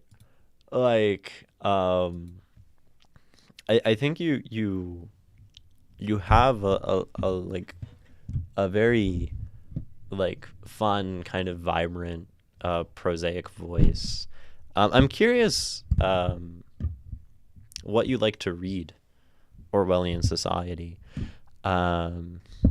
because I don't know. I think there are some things about this that evoke like a lot of particular authors that I enjoy reading, right? When we talk about like the curtain and the color, like there's a very like Proustian kind of vibe. So what's going on, right? Where like the curtain was pink, the kind of pink that recalls an ancestral memory of a setting sun behind amalgamated clouds, or the kind of pink that causes one to desire to run away with the hippies to live a life of adultery and addiction. Like that's, I don't know, that's straight out of, In Search of Lost Time, right? Like, I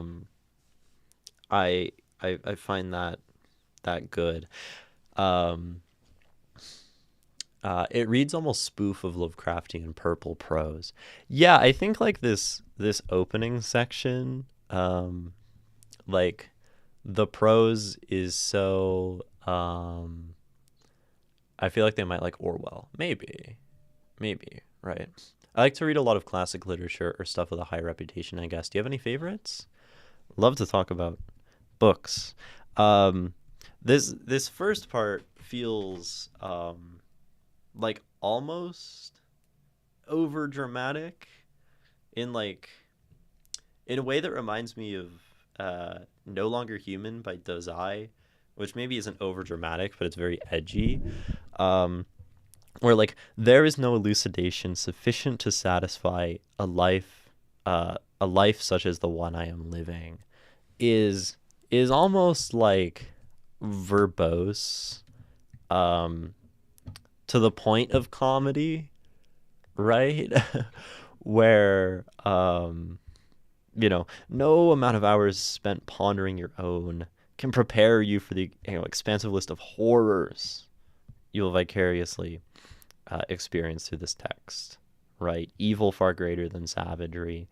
Um, like it, you know, very dramatic, and I like it.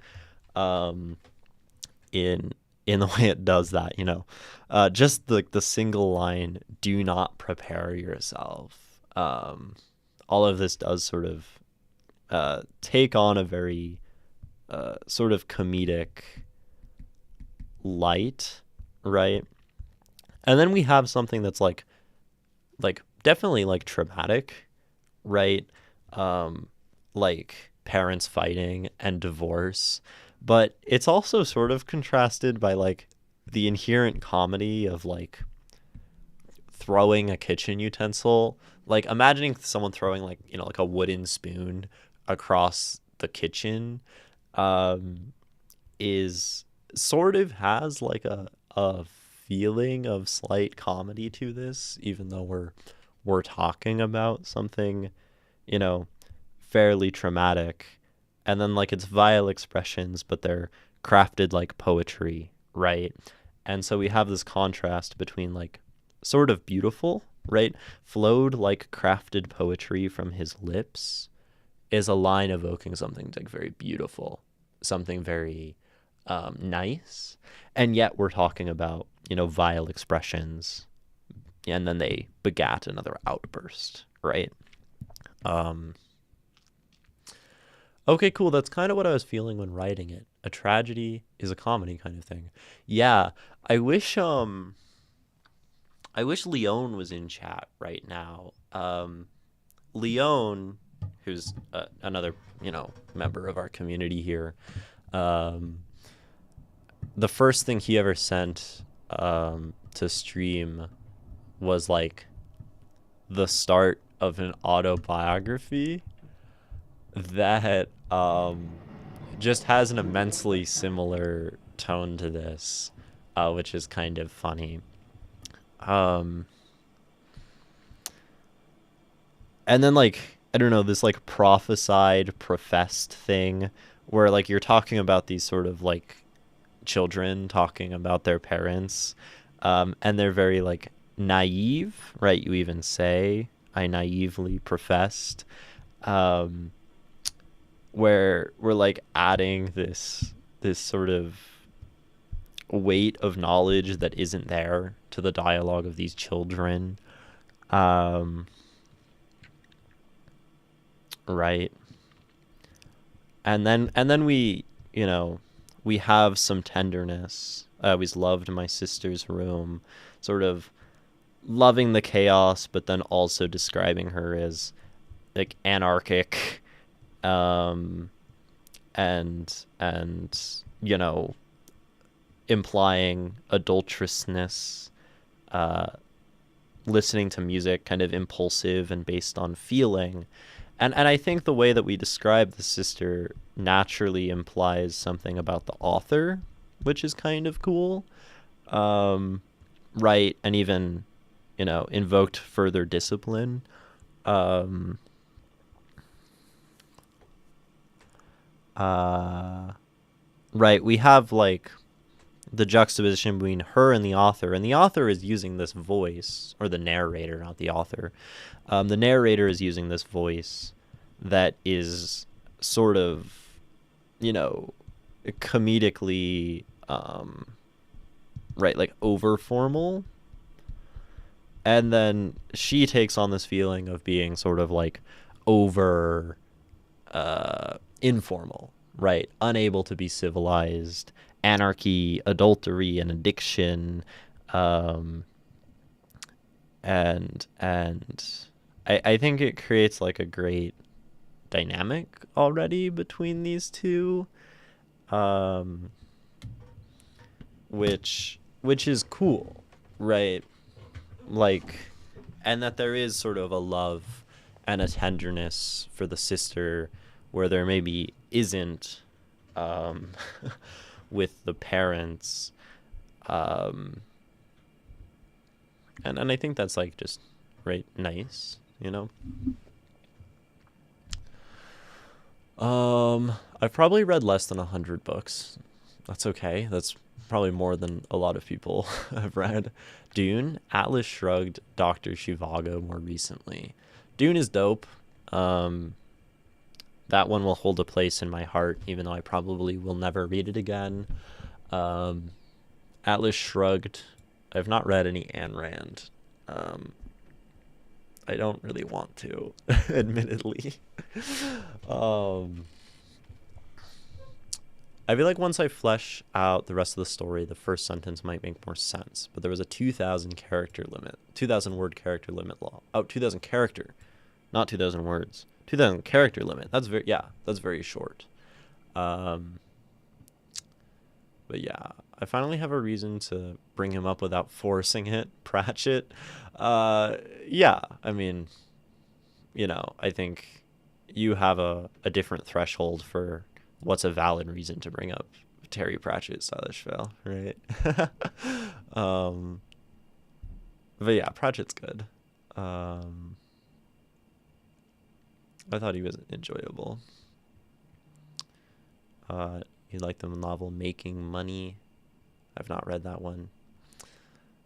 Very Cervantes-like realism. I haven't actually read any Cervantes, but wouldn't be a stream without Ray bringing up Cervantes, right? So we're checking things off on the bingo card of Ray mentions Cervantes, Stylish Fail mentions Pratchett, etc. I keep getting stuck on God Emperor of Dune. That's where I stopped. It's probably not worth continuing after that point. But all of those novels took 2 or 3 tries to fully grok. For me, it was Dune. I didn't get through the first book until my 3rd try. And then after that 3rd try, I immediately went straight into Children of Dune and... Oh, Dune Messiah and Children of Dune. And I read those both, like, just fine. I think once you get through the first one, it gets easier until God Emperor. Me naming Cervantes, Jodorowsky, I don't know, Valdecasas. I feel like Valdecasas is a more rare Ray mention. Who else do you mention? One of those. Borges. I feel like you mentioned Borges a lot. Maybe that's another one on the Ray bingo card. I mentioned Proust. I feel like that would be the one for me. Imogen mentions Proust as a bingo card, at least lately, because I've been thinking about him a lot.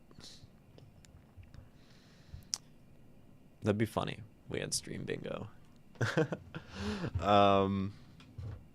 So I'm gonna read through this again because it's short and I can.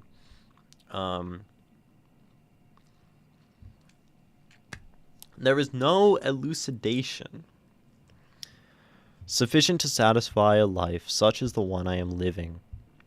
No amount of hours spent pondering your own can prepare you for the expansive list of horrors you will vicariously experience through this text.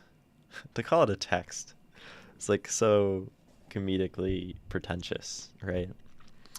I speak of evil far greater than savagery. I speak of that which causes the heart to at once both combust and constrict. A set of circumstances so profoundly is this supposed to be confused? I don't know. And ill, that it should make the great men who fought and died for its possibility weep at its revelation. Do not prepare yourself.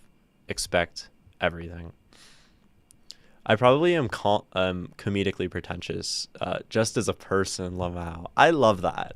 I think I think, pretentiousness is um, only bad if you let it be. And I think it can be quite enjoyable and, yeah, quite comedic and fun. I think pretentiousness is only bad if it alienates people from understanding, right? Where it's like, I'm going to use massive words so that you don't know what I'm saying. I was born, and without warning awoke suddenly in a house divided. A kitchen utensil of some sort was soaring toward my father's head. Vile expressions flowed like crafted poetry from his lips and soon begat another outburst from my mother. You know they're gonna be divorced soon, right? Paris prophesied. What? No, they won't. They love each other, I naively professed. I almost like that as like foreshadowing. I feel like that's indicative of this kid not not growing up knowing what real love is. Maybe that'll come back in the story. I'd like to think it would, right? Um, well, I hope they do, she said, as she left my side to recuse herself to her room. I always loved my sister's room. The door had been replaced with a curtain in a vain attempt to reduce her sense of independence and forthright desire to cause anarchy. She always was and always will be a creature of chaos, and that, of course, is why I love her. The curtain was pink, the kind of pink that recalls an ancestral memory of a setting sun behind amalgamated clouds, or the kind of pink that causes one to desire to run away with the hippies to live a life of adultery and addiction. Through its thin fabric, you could always hear her music. Through a cement wall, though a cement wall could do no better at muzzling the sound. I like that. That's a good way to say that she plays it loud. The CDs littered about would each be chosen according to the feeling she carried with her from beyond the pink veil. Her expression was anything other than subtle, and often invoked further discipline that she would subsequently reject. There was never a real hope to civilize her. Yeah, I don't know. I guess like write more is like I like what's happening from like the perspective of the prose and some of the storytelling.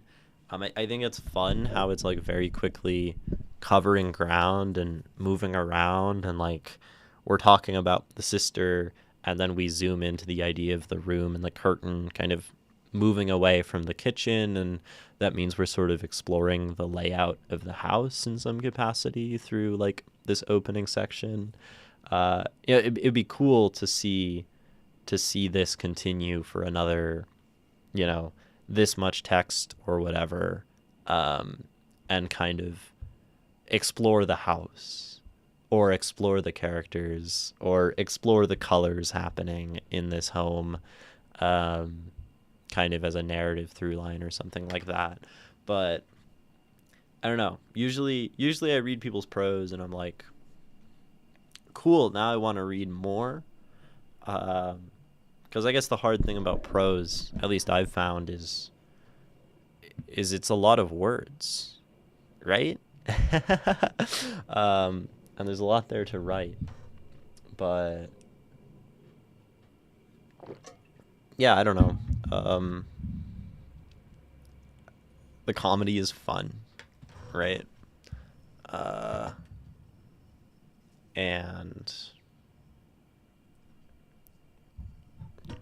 I think you're setting up some good things already, But that's all it is, right? Setting stuff up, and it's up to you to take that, and turn it into a payoff.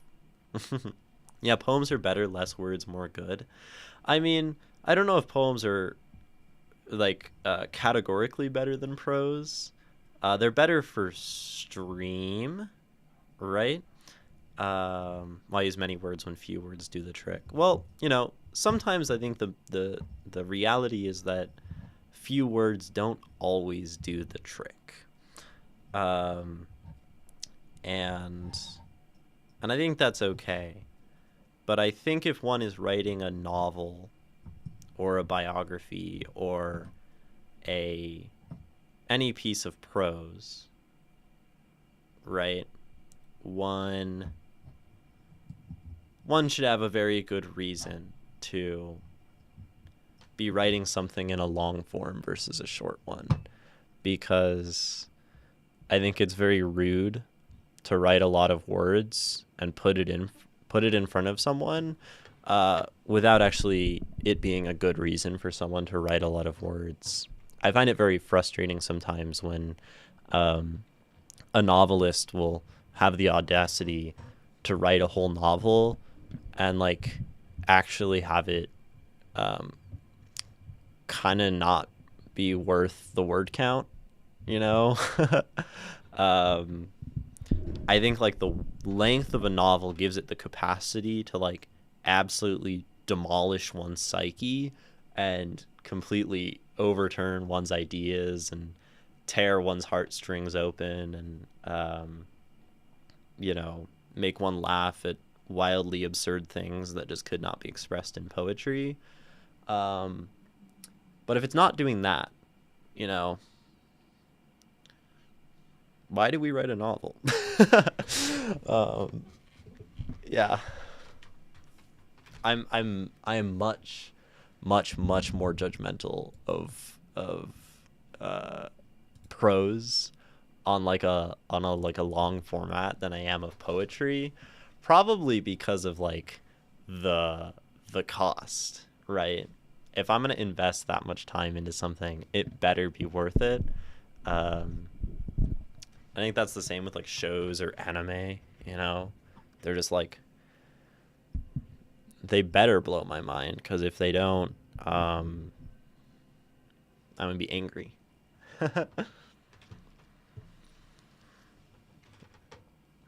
Those loquacious wordsmiths, those champions of prose, those masons of brick-like tomes, they speak too much. Pages disgraced with splots of utter ebony for thoughts that were not worth the energy the neurons took in their efforts. Oops, grocer's apostrophe. What? That's yeah. I agree. I agree. Stylish fail. Um, for thoughts that were not worth the energy the neurons took in their efforts. That's a vibe. Would you say a story about the tragedy of growing up with an old soul in a modern world and digging through trenches for meaning would be a good reason, especially if it's accompanied by entertaining tales and anecdotes? Well, um, I think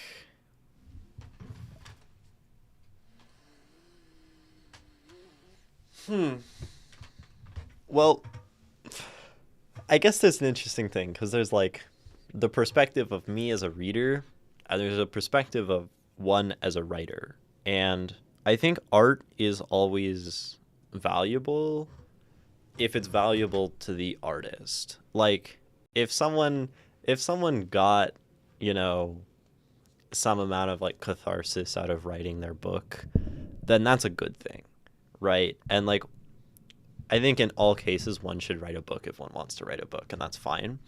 Um, I think, you know, the question of someone else reading it, right?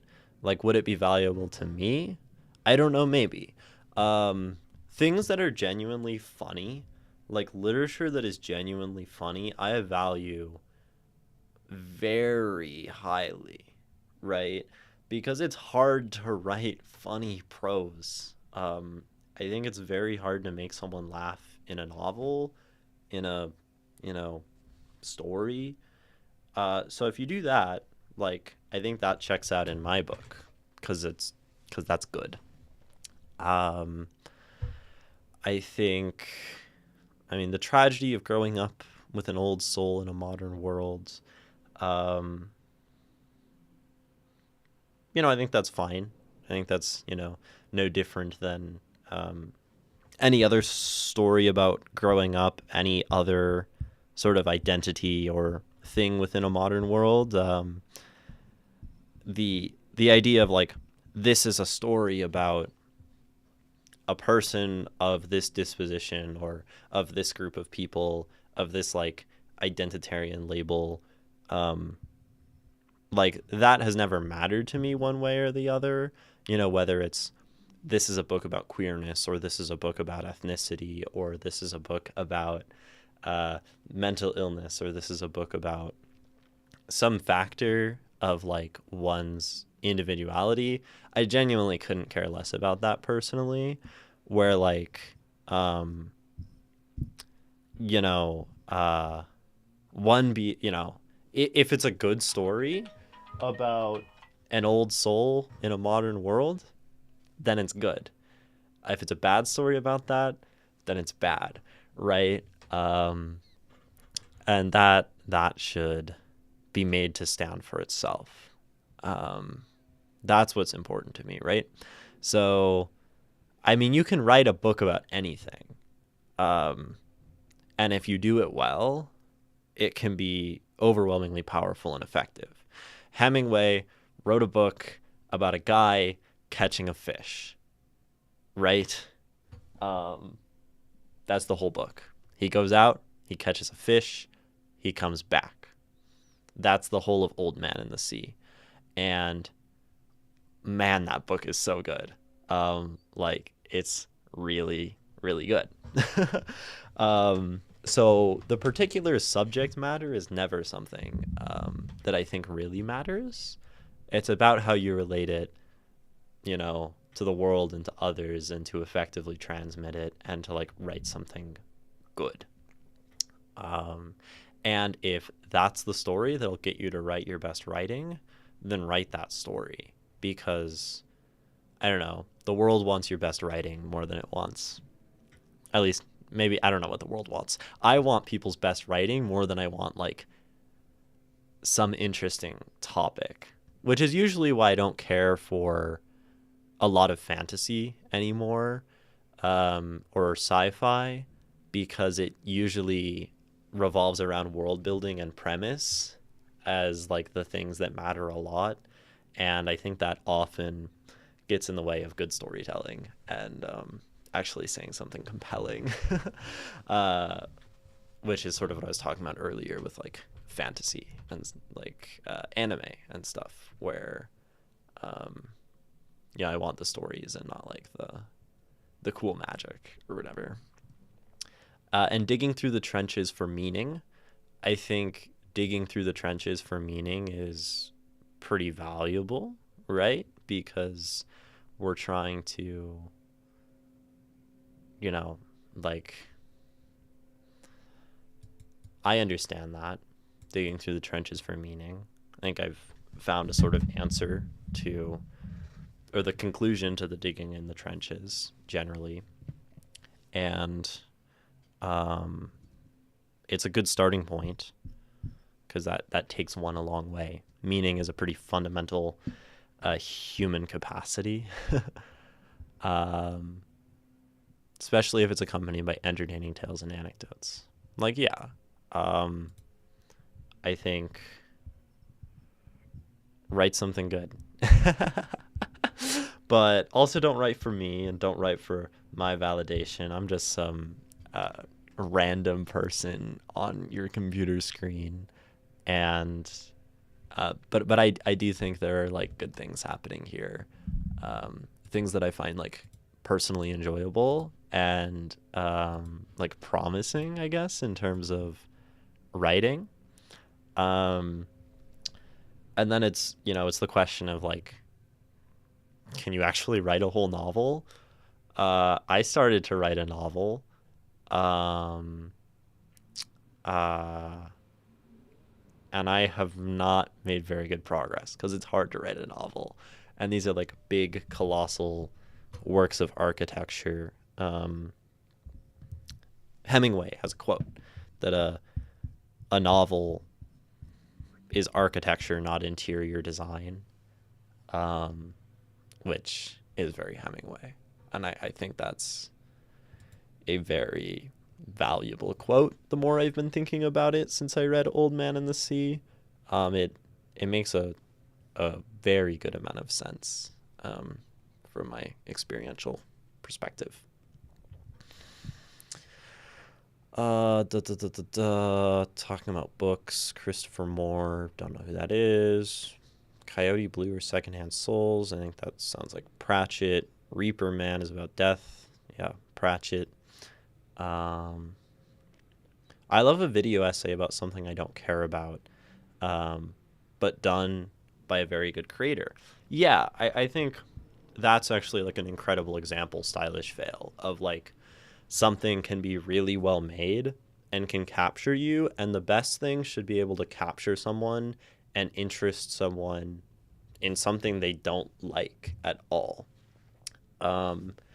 This is sort of what happened for me with Charles Bukowski, to go way back in time to like early streaming days, where I find the content of his poetry still to be quite unpleasant and not particularly enjoyable.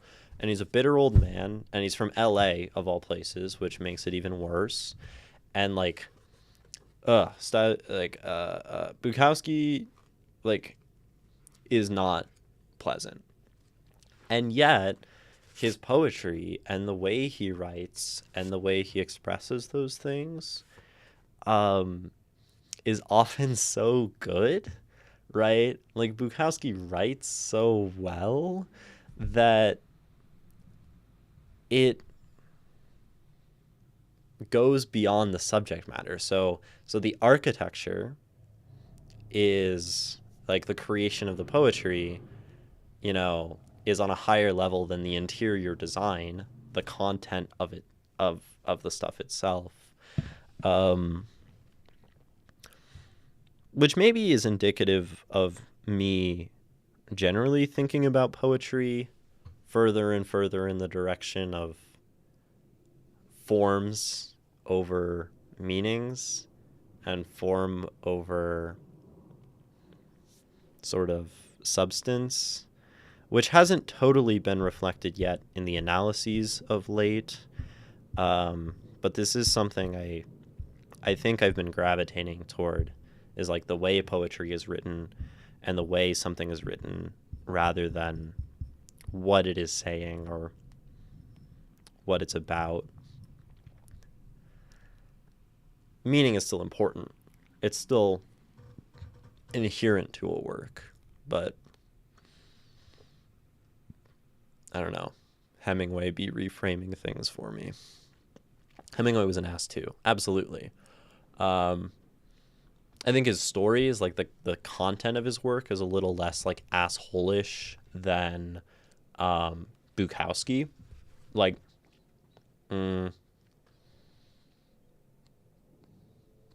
yeah, the first poem in this Bukowski collection is called Friendly Advice to a Lot of Young Men and a Lot of Old Men too. And it's just kind of very crass.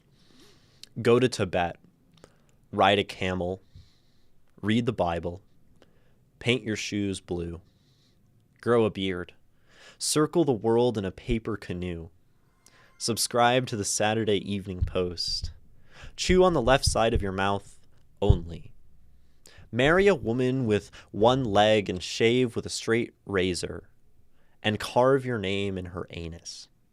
Right? Crass, miserable, awful. Brush your teeth with gasoline. Sleep all day and climb trees at night. Be a monk and drink buckshot and beer. Hold your head underwater and play the violin. Do a belly dance before pink camels. Kill your dog. Run for mayor. Live in a barrel. Break your head with a hatchet. Plant tulips in the rain. But don't write any more poetry. Right? Kill your dog. Right. Like, the content of his work is just unbelievably just kind of like excessively like dirty, but he writes it well. And I started reading Bukowski a lot because I knew that I didn't like what he wrote about, And then it's in thinking about how he writes about it and how he communicates things that I don't necessarily agree with that I learned like so much about poetry. Because like I think that's fundamental to writing. How can I make someone care about something that they have never thought to care about before, in the same way as, you know, Stylish Failure video essays about a topic that you've never even thought about, but you find well made and enjoyable. So yeah. Pleasant isn't really the adjective most artists would use to describe themselves with. I guess artists, yeah, do kind of suck, right? As people. Except Stylish Failure, pleasant as fuck. I think I'm actually like a reasonably pleasant person, albeit a bit socially inept. Hi, Nikki. Welcome in. We started stream early because stream is going to end fairly early. So I think we're just kind of yapping now.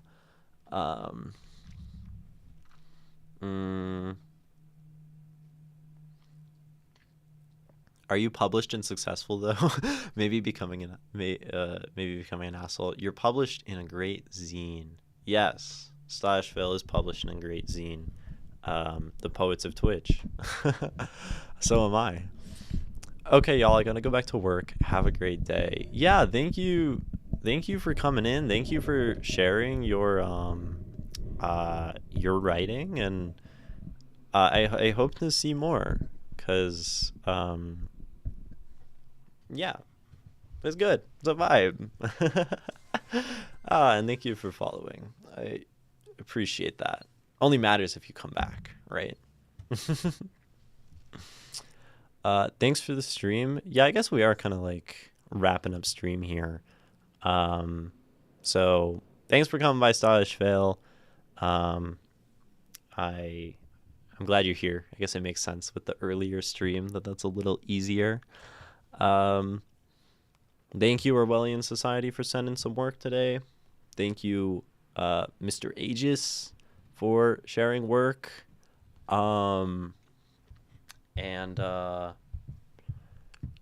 Yeah, the other time works you just keep forgetting.